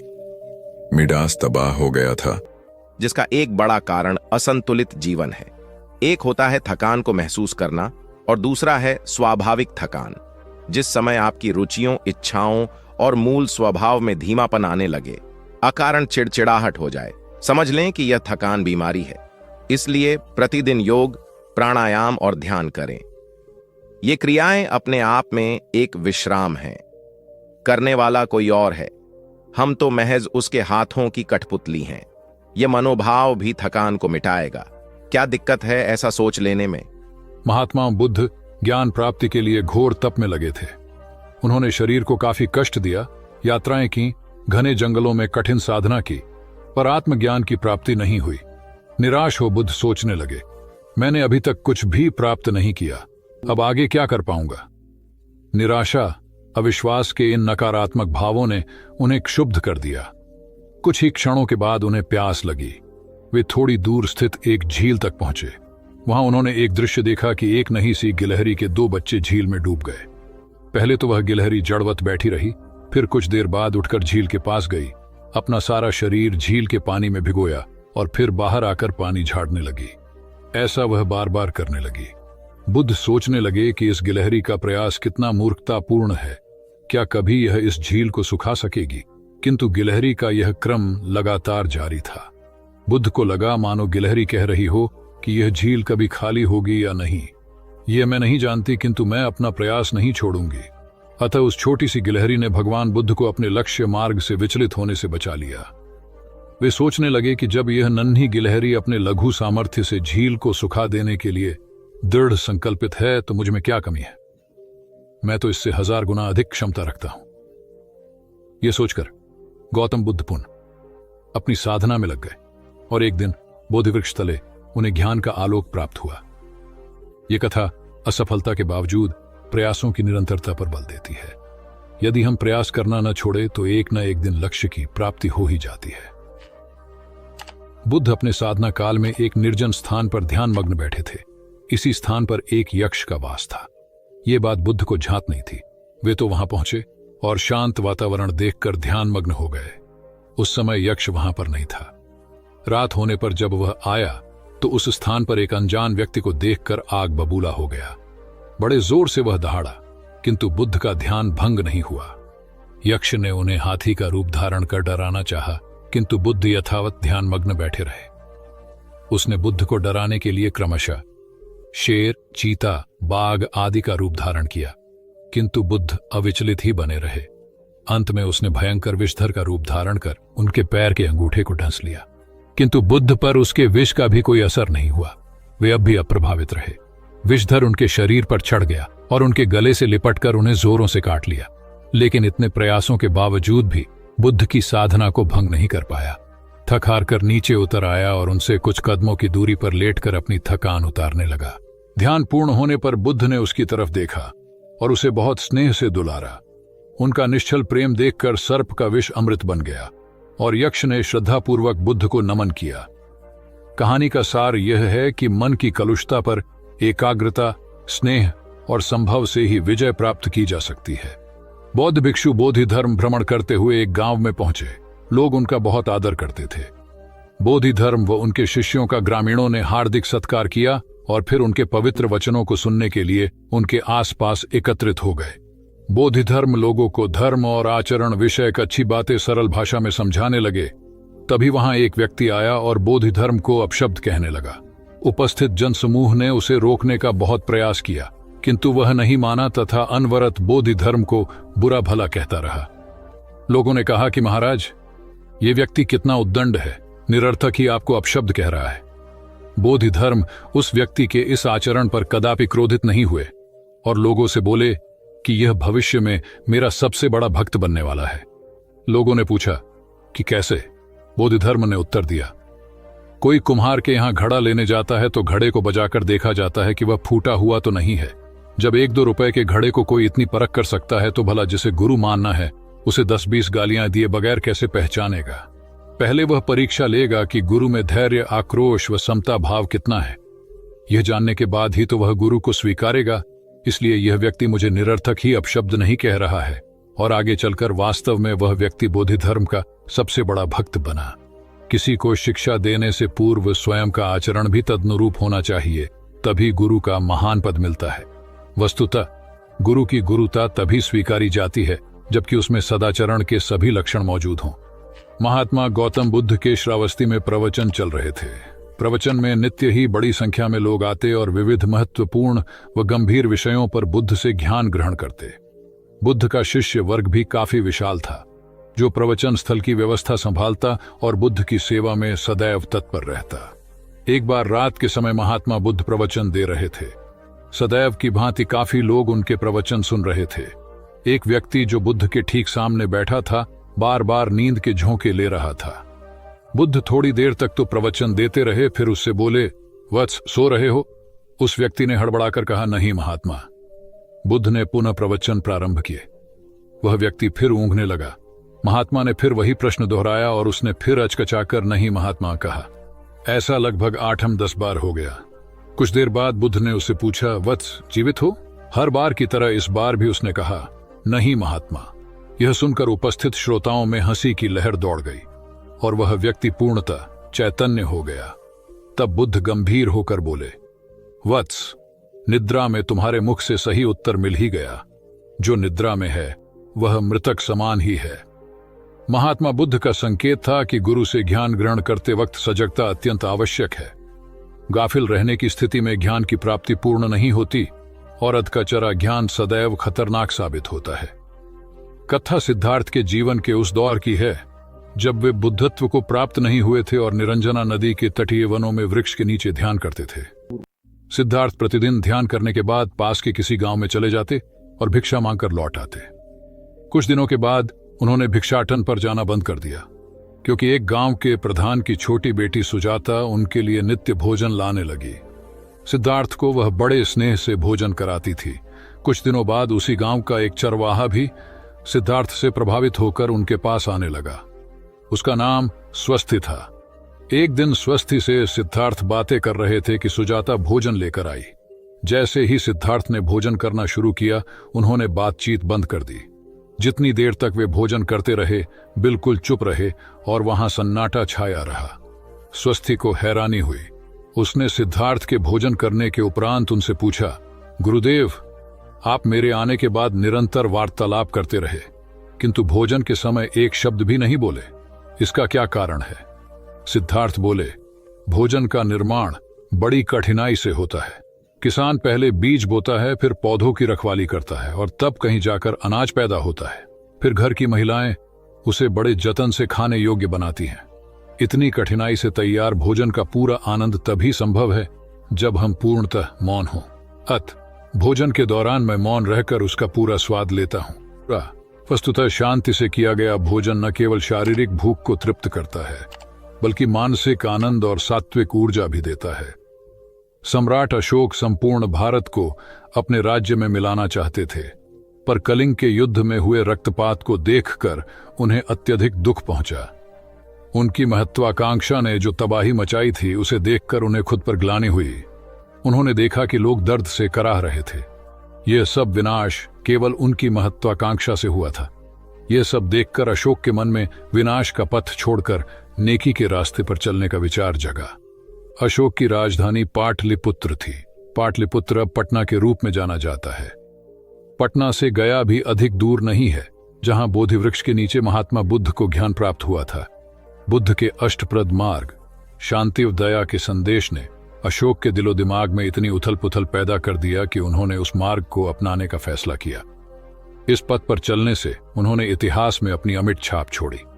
अशोक ने अपने पुत्र को सिलोन, अब श्रीलंका, और अन्य कई लोगों को सुदूर क्षेत्रों में दूत बनाकर भेजा। एक निर्दयी महत्वाकांक्षा एक ऐसे पवित्र उद्देश्य में बदल चुकी थी जिसमें कुछ अच्छा कर गुजरने की, करुणा और प्रेम के संदेश को चारों ओर फैलाने की इच्छा थी।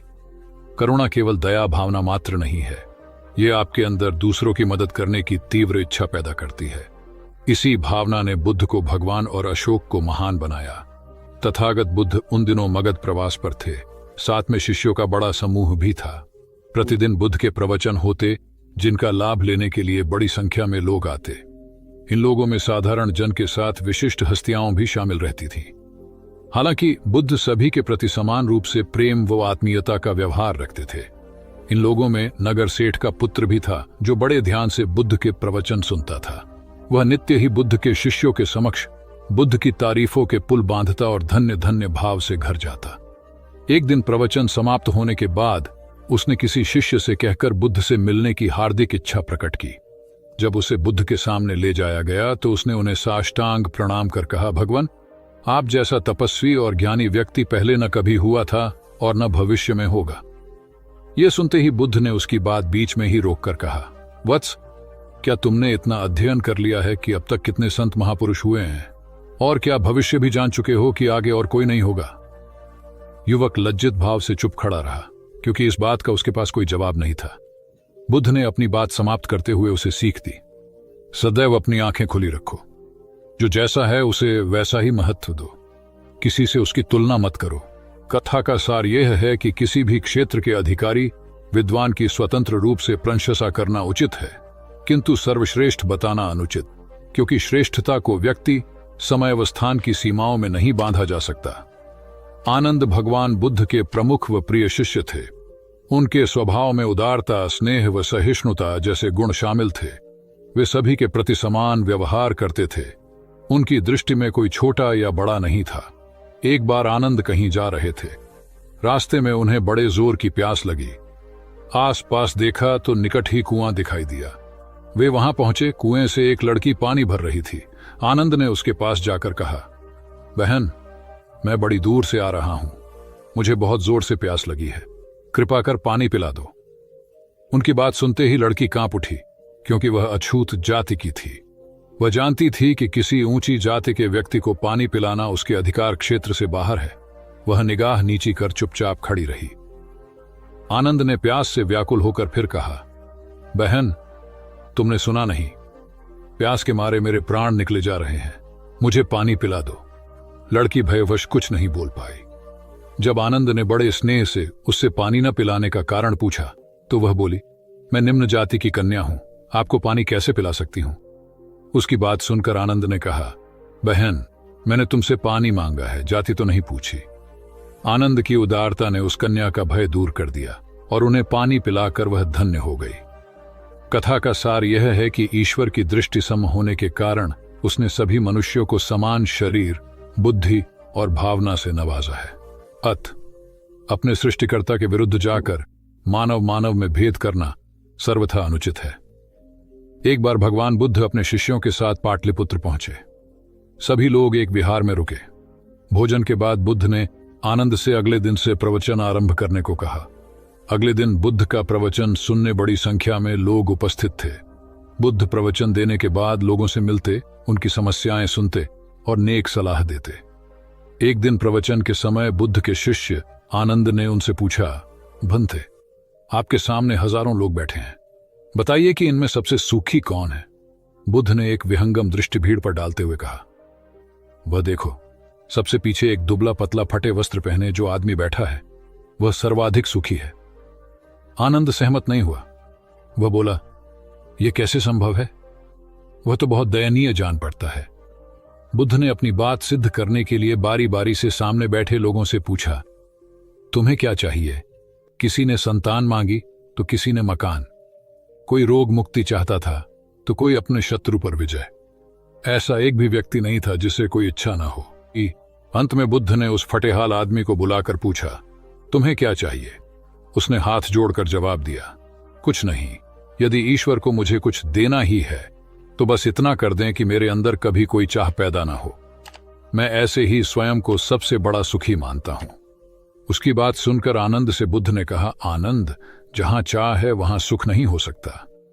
आनंद ने बुद्ध की इस शिक्षा को सदा के लिए गांठ बांध लिया। सार यह है कि लालसा से लोभ बढ़ता है जो असंतोष का जनक होता है। यदि सही अर्थों में सुख पाना है तो किसी लालसा की बजाय उपलब्ध स्थितियों में संतुष्ट रहना चाहिए। गौतम। बुद्ध ने बहुत से अज्ञानी लोगों को सम्यक दृष्टि प्रदान की थी। तब को बात है, कोसांबी में एक ब्रह्मचारी रहता था। उसे अभिमान था कि उस जैसा कोई विद्वान नहीं है, इसलिए अपने साथ सदैव जलती मशाल रखता था। गौतम बुद्ध ने देखा तो उसे पूछा, अरे, ये मशाल लिए क्यों घूमते हो? ब्रह्मचारी ने उत्तर दिया, सभी प्राणी अंधकार और अज्ञान में पथभ्रष्ट हैं, उन्हें रास्ता दिखाने के लिए मशाल लिए घूमता हूं। तथागत ने पूछा, क्या तुम्हें 4 प्रकार की विद्याओं, शब्द विद्या, नक्षत्र विद्या, राज विद्या व युद्ध विद्या का पूर्ण ज्ञान है? ब्रह्मचारी ने अपनी अनभिज्ञता प्रकट करते हुए मशाल फेंककर तथागत के चरणों में मस्तक झुका दिया। उसका ज्ञान गर्व चूर हो गया। जो दूसरों को मूर्ख समझकर उनसे घृणा करता है, वो उस व्यक्ति की तरह है जो स्वयं अंधा होकर दूसरों को मशाल दिखाता घूमता है। अहंकारी कभी विवेकवान नहीं हो सकता और बिना विवेक के सत असत का ज्ञान नहीं हो सकता। अंततः ऐसे विवेकांत व्यक्ति को जीवन में कोई उपलब्धि प्राप्त नहीं होती, हताशा ही हाथ लगती है। काशाय वस्त्र पहन लिए। उसने सुना, आप एकाहारी हो गए हैं, वह भी एकाहारी हो गई। आपने उत्तम पलंग पर सोना त्याग दिया है तो इसने भी त्याग दिया। आपने माला का त्याग किया, गंध का त्याग किया तो इसने भी वह सब त्याग दिया। मायके वाले इसे संदेश भेजते हैं, वे इसे ले जाना चाहते हैं, लेकिन यह यहीं रहती है, इसी कक्ष में। यह गुण की मूर्ति है। राजा स्नेह से अपनी बहू को देखते रहे। अचानक तथागत उठे, उस कक्ष से बाहर चले गए। शाक्य मुनि ने शिष्यों को शांत रहने को कहा था, लेकिन वे स्वयं उस कक्ष से बाहर चले गए। मैं हमेशा सोचता हूं उस पल क्या हुआ होगा, उनके मन के भीतर कैसे कैसे विचार उठते होंगे। क्या संबोधि एक लघु क्षण होता है या दीर्घ क्षण? क्या संबोधि एक अनंत अभ्यास है? क्या संयम उसका गरुड़यान है? धम्मपद का 13वां श्लोक बार बार याद आता है। यथागारम दुछेन बुट्टी समति विभजति एवं अभावितम चित्तम राघो समति विभजति। घर की छत मजबूत न हो, सही तरह से उसे घास फूस से ढका न गया हो, तो बरसात के दिनों में उसमें से पानी रिसता है, घर भर में फैल जाता है। उसी तरह ध्यान और एकाग्रता हमारे व्यक्तित्व की छत है। एक दिन एक व्यक्ति बुद्ध के पास पहुंचा। वह बहुत अधिक तनाव में था। अनेक प्रश्न उसके दिमाग में घूम घूम कर उसे परेशान कर रहे थे, जैसे आत्मा क्या है, आदमी मृत्यु के बाद कहां जाता है, सृष्टि का निर्माता कौन है, स्वर्ग नरक की अवधारणा कहां तक सच है और ईश्वर है या नहीं। उसे इन प्रश्नों के उत्तर नहीं मिल रहे थे। जब वह बुद्ध के पास पहुंचा तो उसने देखा कि बुद्ध को कई लोग घेर कर बैठे हैं। बुद्ध उन सभी के प्रश्नों व जिज्ञासाओं का समाधान अत्यंत सहज भाव से कर रहे हैं। काफी देर तक यह क्रम चलता रहा, किंतु बुद्ध धैर्यपूर्वक हर एक को संतुष्ट करते रहे। बेचारा व्यक्ति वहां का हाल देखकर परेशान हो गया। उसने सोचा कि इन्हें दुनियादारी के मामलों में पड़ने से क्या लाभ, अपना भगवत भजन करें और बुनियादी समस्याओं से ग्रस्त इन लोगों को भगाए। किंतु बुद्ध का व्यवहार देखकर तो ऐसा लग रहा था मानो इन लोगों का दुख उनका अपना दुख है। आखिर उस व्यक्ति ने पूछ ही लिया, महाराज, आपको इन सांसारिक बातों से क्या लेना देना? बुद्ध बोले, मैं ज्ञानी नहीं हूं और इंसान हूं। वैसे भी वह ज्ञान किस काम का जो इतना घमंडी और आत्म केंद्रित हो कि अपने अतिरिक्त दूसरे की चिंता ही न कर सके। ऐसा ज्ञान तो अज्ञान से भी बुरा है। बुद्ध की बातें सुनकर व्यक्ति को उलझन दूर हो गई। उस दिन से उसकी सोच व आचरण दोनों बदल गए। कथा का सार यह है कि ज्ञान तभी सार्थक होता है जब वह लोक कल्याण में संलग्न हो। महात्मा बुद्ध ने युवक को सत्संग का महत्व समझाया। महात्मा बुद्ध एक गांव में ठहरे हुए थे। वे प्रतिदिन शाम को वहां पर सत्संग करते थे। भक्तों की भीड़ होती थी क्योंकि उनके प्रवचनों से जीवन को सही दिशा बोध प्राप्त होता था। बुद्ध की वाणी में गजब का जादू था। तब बुद्ध ने उसे समझाया, यदि इसी तरह उसे पानी में निरंतर डालते रहोगे तो कुछ ही दिनों में ये छेद फूलकर बंद हो जाएंगे और टोकरी में पानी भर पाओगे। इसी प्रकार जो निरंतर सत्संग करते हैं उनका मन एक दिन अवश्य निर्मल हो जाता है। अवगुणों के छिद्र भरने लगते हैं और गुणों का जल भरने लगता है। युवक ने बुद्ध से अपनी समस्या का समाधान पा लिया। निरंतर सत्संग से दुर्जन भी सज्जन हो जाते हैं क्योंकि महापुरुषों की पवित्र वाणी उनके मानसिक विकारों को दूर कर उनमें सद्विचारों का आलोक प्रसारित कर देती है। एक आदमी को बुद्ध ने सुझाव दिया कि दूर से पानी लाते हो, क्यों नहीं अपने घर के पास एक कुआं खोद लेते? हमेशा के लिए पानी की समस्या से छुटकारा मिल जाएगा। सलाह मानकर उस आदमी ने कुआं खोदना शुरू किया, लेकिन 7-8 फीट खोदने के बाद उसे पानी तो क्या, गीली मिट्टी का भी चिन्ह नहीं मिला। उसने वह जगह छोड़कर दूसरी जगह खुदाई शुरू की, लेकिन 10 फीट खोदने के बाद भी उसमें पानी नहीं निकला।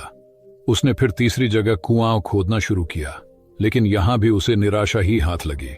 इस क्रम में उसने 8-10 फीट के 10 कुएं खोद डाले, लेकिन पानी कहीं नहीं मिला।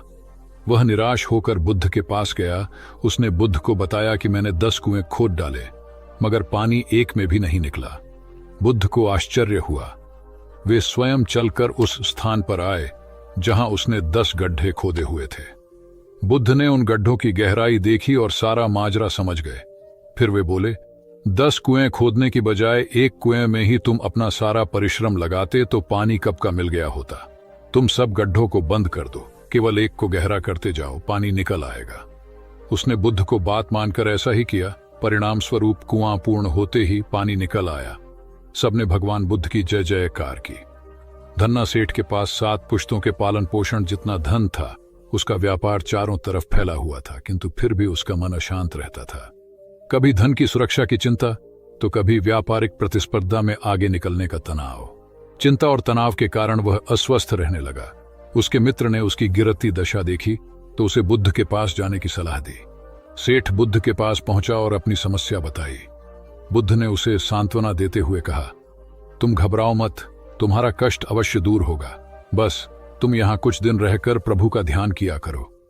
बुद्ध के कहे अनुसार सेठ ने रोज ध्यान करना शुरू कर दिया, किंतु सेठ का मन ध्यान में नहीं लगा। वह जैसे ही ध्यान करने बैठता, उसका मन फिर अपनी दुनिया में चला जाता। उसने बुद्ध को यह बात बताई, किंतु बुद्ध ने कोई उपाय नहीं बताया। थोड़ी देर बाद जब सेठ बुद्ध के साथ वन में सायंकालीन भ्रमण कर रहा था तो उसके पैर में एक कांटा चुभ गया। वह दर्द के मारे कराहने लगा। बुद्ध ने कहा, बेहतर होगा कि तुम जी कड़ाकर कांटे को निकाल दो, तब इस दर्द से मुक्ति मिल जाएगी। सेठ ने मन कड़ाकर कांटा निकाल दिया। उसे चैन मिल गया। तब बुद्ध ने उसे समझाया, ऐसे ही लोभ, मोह, क्रोध, घमंड व द्वेष के कांटे तुम्हारे मन में गड़े हैं। जब तक अपने मन की संकल्प शक्ति से उन्हें नहीं निकालोगे, अशांत ही रहोगे। सेठ का अज्ञान बुद्ध के इन शब्दों से दूर हो गया और उसने निर्मल हृदय की राह पकड़ ली। अपनी कुप्रवृत्तियों से मुक्ति के लिए संकल्पबद्धता अनिवार्य है। जब तक व्यक्ति दृढ़ निश्चय न कर ले, वह अपनी गलत आदतों से मुक्त नहीं हो सकता। बुद्ध की शिक्षा से गांव का उद्धार हुआ। एक युवक ने बुद्ध से आकर कहा, मेरा गांव अशिक्षित है। मैं अपने परिवार से झगड़कर थोड़ा बहुत पढ़ पाया हूं। आगे और पढ़ना चाहता हूं, किंतु सभी रोक रहे हैं। घर के लोग सोचते हैं कि खेती में खूब पैसा है और उसके लिए किसी शिक्षा की आवश्यकता नहीं है। यही सोच गांव वालों की भी है। कृपया आप मेरे गांव चलकर वहां शिक्षा का प्रसार करवाइए। बुद्ध युवक की बात मानकर गांव आ गए। धर्मभीरू ग्रामीणों ने बुद्ध का सत्कार किया और रोज उनके प्रवचन सुनने आने लगे। बुद्ध जब भी शिक्षा का महत्व बताते, ग्रामीण विरोधी मत रखते। एक दिन एक महिला अपने 5 साल के बच्चे के लिए पूछने लगी कि उसे किस उम्र से शिक्षा दिलवाए। तब बुद्ध ने समझाया कि तुम्हें तो 5 वर्ष पूर्व उसकी शिक्षा शुरू कर देनी थी। उसे क्या खाना है, क्या नहीं, कैसे क्या बोलना है आदि बातें शुरू से सिखाओगी, तभी तो वह अपना उचित ख्याल रख सकेगा। बुद्ध की यह बात महिला सहित सभी ग्रामीणों को समझ में आ गई। उन्होंने अपने बच्चों को विद्यालय भेजना शुरू किया। यह समय वर्षा का था। युवक ने लोगों को जल संग्रहण की तकनीक बताई। अधिकांश ने उपहास किया, किंतु युवक अपना काम करता रहा। बुद्ध का सहयोग प्राप्त था, इसलिए किसी ने उसका खुलकर विरोध नहीं किया। जब गर्मी में भीषण जल संकट के कारण फसलें सूखने लगीं, तो युवक ने कुएं खुदवाए, जिनमें जल संग्रहण की तकनीक के कारण खूब पानी निकला। ग्रामीण अब शिक्षा का महत्व समझ चुके थे। धीरे धीरे संपूर्ण गांव शिक्षित हो गया। ज्ञान हर उम्र में अर्जित किया जा सकता है। यही ज्ञान हमें जीवन में आने वाली समस्याओं के समाधान की राह सुझाता है। एक गांव में दो भाई रहते थे जो अपनी शैतानियों के लिए कुख्यात थे। उन्हें दूसरों को परेशान करने में बड़ा आनंद आता था। वे हर समय किसी न किसी को परेशान करने में लगे रहते थे। गांव के लोगों के साथ साथ उनके माता पिता भी उनकी ऐसी हरकतों के कारण बहुत दुखी थे।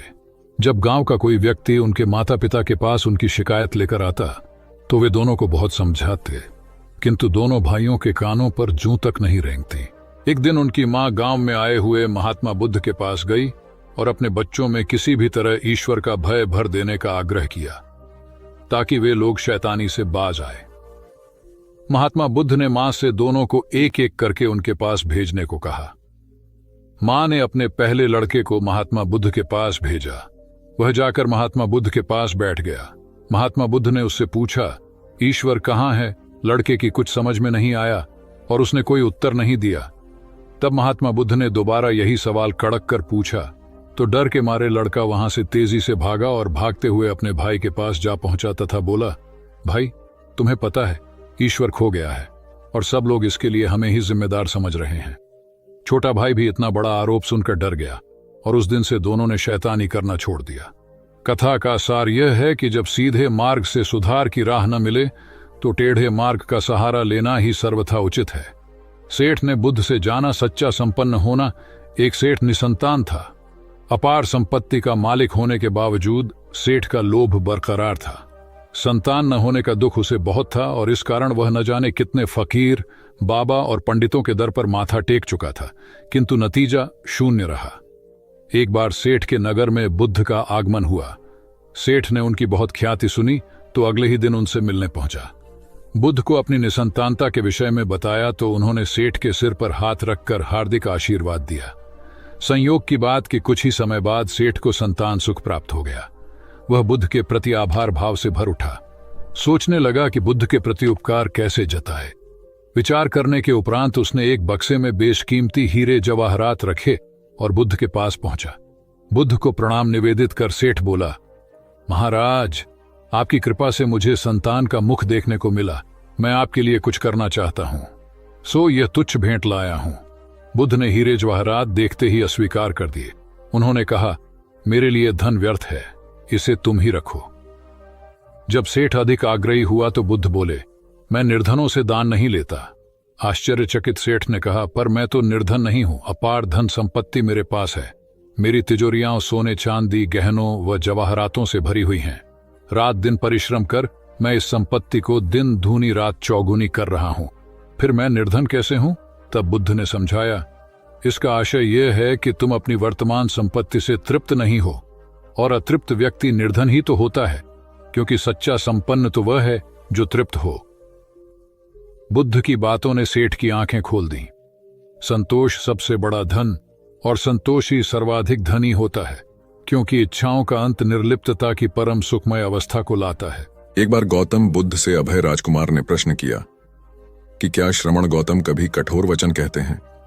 उसने सोच रखा था कि नहीं कहने पर वह बताएगा कि एक बार उन्होंने देवदत्त को नरकगामी कहा था, और यदि हां कहे तो उसने पूछा, जा सकता है कि जब आप कठोर शब्दों का प्रयोग करने से स्वयं को रोक नहीं पाते, तब दूसरों को ऐसा उपदेश कैसे देते हैं। बुद्ध ने अभय के प्रश्न का आशय जान लिया। उन्होंने कहा, इसका उत्तर न तो हां में दिया जा सकता है और न नहीं में। अभय की गोद में उस समय एक छोटा बालक था। उसकी ओर इशारा करते हुए बुद्ध ने पूछा, राजकुमार, यदि दाई के अनजाने में यह बालक अपने मुख में कांट का टुकड़ा डाल ले, तब तुम क्या करोगे? मैं उसे निकालने का प्रयास करूंगा। यदि वह आसानी से न निकल सकता हो तो तो बाएं हाथ से उसका सिर पकड़कर दाहिने हाथ की उंगली को टेढ़ा करके उसे निकालूंगा। यदि खून निकलने लगे तो भी मेरा यही प्रयास रहेगा कि वह कांट का टुकड़ा किसी न किसी तरह बाहर निकल आए। ऐसा क्यों? इसलिए कि भंते इसके प्रति मेरे मन में अनुकंपा है। राजकुमार, ठीक इसी तरह तथागत जिस वचन के बारे में जानते हैं कि यह मिथ्या या अनर्थकारी है और उससे दूसरों के हृदय को ठेस पहुंचती है, तब उसका वे कभी उच्चारण नहीं करते। पर इसी तरह जो वचन उन्हें सत्य और हितकारी प्रतीत होते हैं तथा दूसरों को प्रिय लगते हैं, उनका वे सदैव उच्चारण करते हैं। इसका कारण यही है कि तथागत के मन में सभी प्राणियों के प्रति अनुकंपा है। भगवान बुद्ध देव और मनुष्यों के शास्ता थे, परंतु सबसे पहले वह मनुष्य थे। मनुष्य बढ़कर देवता बनता है, यह प्राचीन मान्यता थी। आज भी हम मनुष्यत्व के ऊपर देवत्व की बात करते हैं, परंतु बुद्ध ने इस क्रम को पलट दिया। उन्होंने कहा, यह जो मनुष्यता है वही देवताओं का सुगति प्राप्त करना कहलाती है। देवता जब सुगति प्राप्त करता है तब वह मनुष्य बनता है। देवताओं में विलास है, राग, द्वेष, ईर्ष्या और मोह भी वहां है। निर्वाण की साधना वहां नहीं हो सकती। इसके लिए देवताओं को मनुष्य बनना पड़ता है। मनुष्यों में ही देव पुरुष का आविर्भाव होता है, जिनको देवता नमस्कार करते हैं। मानवता धर्म का उपदेश देने वाले बुद्ध स्वयं मानवता के जीते जागते रूप थे। यहाँ उनके जीवन से संबंधित कुछ प्रसंग दिए जाते हैं, जिनसे उनके व्यक्तित्व में बैठी हुई गहरी मानवता का दर्शन होता है। भगवान का परिनिर्वाण होने वाला है। रात का पिछला पहर है। भिक्षु उनकी शैया को घेरे बैठे हैं। बुद्ध उन्हें उपदेश दे रहे हैं। कह रहे हैं, भिक्षुओं, बुद्ध धर्म और संघ के विषय में कुछ शंका हो तो पूछ लो। पीछे मलाल मत करना कि भगवान हमारे सामने थे पर हम उनसे कुछ पूछ न सके। कोई शिष्य नहीं बोलता। भगवान 3 बार कहते हैं, पर कोई भिक्षु कुछ पूछने को नहीं उठता। भगवान को शंका होती है कि कहीं वे उनके गौरव का विचार करके पूछने में संकोच तो नहीं कर रहे। इसलिए वह कहते हैं, शायद भिक्षुओं, तुम मेरे गौरव के कारण नहीं पूछ रहे। जैसे मित्र मित्र से पूछता है, वैसे तुम मुझसे पूछो। बुद्ध अपने शिष्यों की समान भूमिका पर आ जाते हैं। उनकी यह विनम्रता मनुष्य धर्म की आदर भूमि है। बुद्ध ने अपने को भिक्षुओं का कल्याण मित्र कहा है, जो उनकी मानवीय सहृदयता और विनम्रता को सूचित करता है। एक दूसरा दृश्य भी उसी समय का है। चंद करमार पुत्र के यहाँ बुद्ध ने अंतिम भोजन किया था। उसके बाद ही उन्हें खून गिरने की कड़ी बीमारी हो गई थी, जो उनके शरीरांत का कारण बनी। बुद्ध को उसके हृदय का बड़ा ध्यान था। भक्त उपासक को यह अफसोस हो सकता था कि उसका भोजन करके ही भगवान का शरीर छूट गया। इसलिए आखिरी सांस लेने से पहले उन्होंने आनंद को आदेश दिया, आनंद, चंद करमार पुत्र की इस चिंता को दूर करना और कहना, आयुष्मान तूने बद्धा लाभ कमाया कि मेरे भोजन को करके तथागत परिनिर्वाण को प्राप्त हुए। जिसके हृदय में अगाध करुणा थी, वह ऐसा क्यों न कहता। उसने अपने पति के द्वारा बुद्ध के चरणों में प्रणाम अर्पित करवाया। भगवान ने उसे आशीर्वाद देते हुए कहा, कोल्य पुत्री सुप्रवास, सुखी हो जाए, चंगी हो जाए। सुखी और चंगी होकर बिना किसी कष्ट के वह पुत्र प्रसव करे। ब्राह्मणों के साथ भी उनकी पूरी सहानुभूति थी, जैसे कि विश्व के सभी प्राणियों के साथ उनकी पूरी सहानुभूति थी। बावरी नामक ब्राह्मण के एक शिष्य ने जब अपने गुरु की ओर से भगवान के चरणों में प्रणाम निवेदन किया तो भगवान ने आशीर्वाद देते हुए कहा, शिष्यों सहित बावरी ब्राह्मण सुखी हो। माणवक, तुम भी सुखी हो, चिरजीवी हो। बुद्ध के पास छोटा बड़ा जो भी जाता था, वह उससे कहते थे, आओ, तुम्हारा स्वागत है। भगवान अपनी अंतिम यात्रा में पावां और कुसीनारा के बीच जा रहे थे। रास्ते में उन्हें पुक्कुस मल्लपुत्र नामक व्यापारी मिला। उसने उन्हें एक दुशाला भेंट किया, परंतु भगवान उसे अकेले कैसे आड़ते। वह अपने शिष्य आनंद को सम्मानित करना चाहते थे। उन्होंने कहा, पुक्कुस, दुशाले के एक भाग को मुझे ओढ़ा दे, दूसरे को आनंद को। पुक्कुस ने ऐसा ही किया। भूल करने वालों के प्रति भी बुद्ध की अनुकंपा का पार न था। एक बार एक ब्राह्मण ने भगवान को वेरंजा में वर्षावास करने का निमंत्रण दिया। भगवान वहां गए, लेकिन वह ब्राह्मण बहुधंधी था। उसने उनकी कुछ भी सुध बुध नहीं ली। बुद्ध को बड़ा कष्ट हुआ।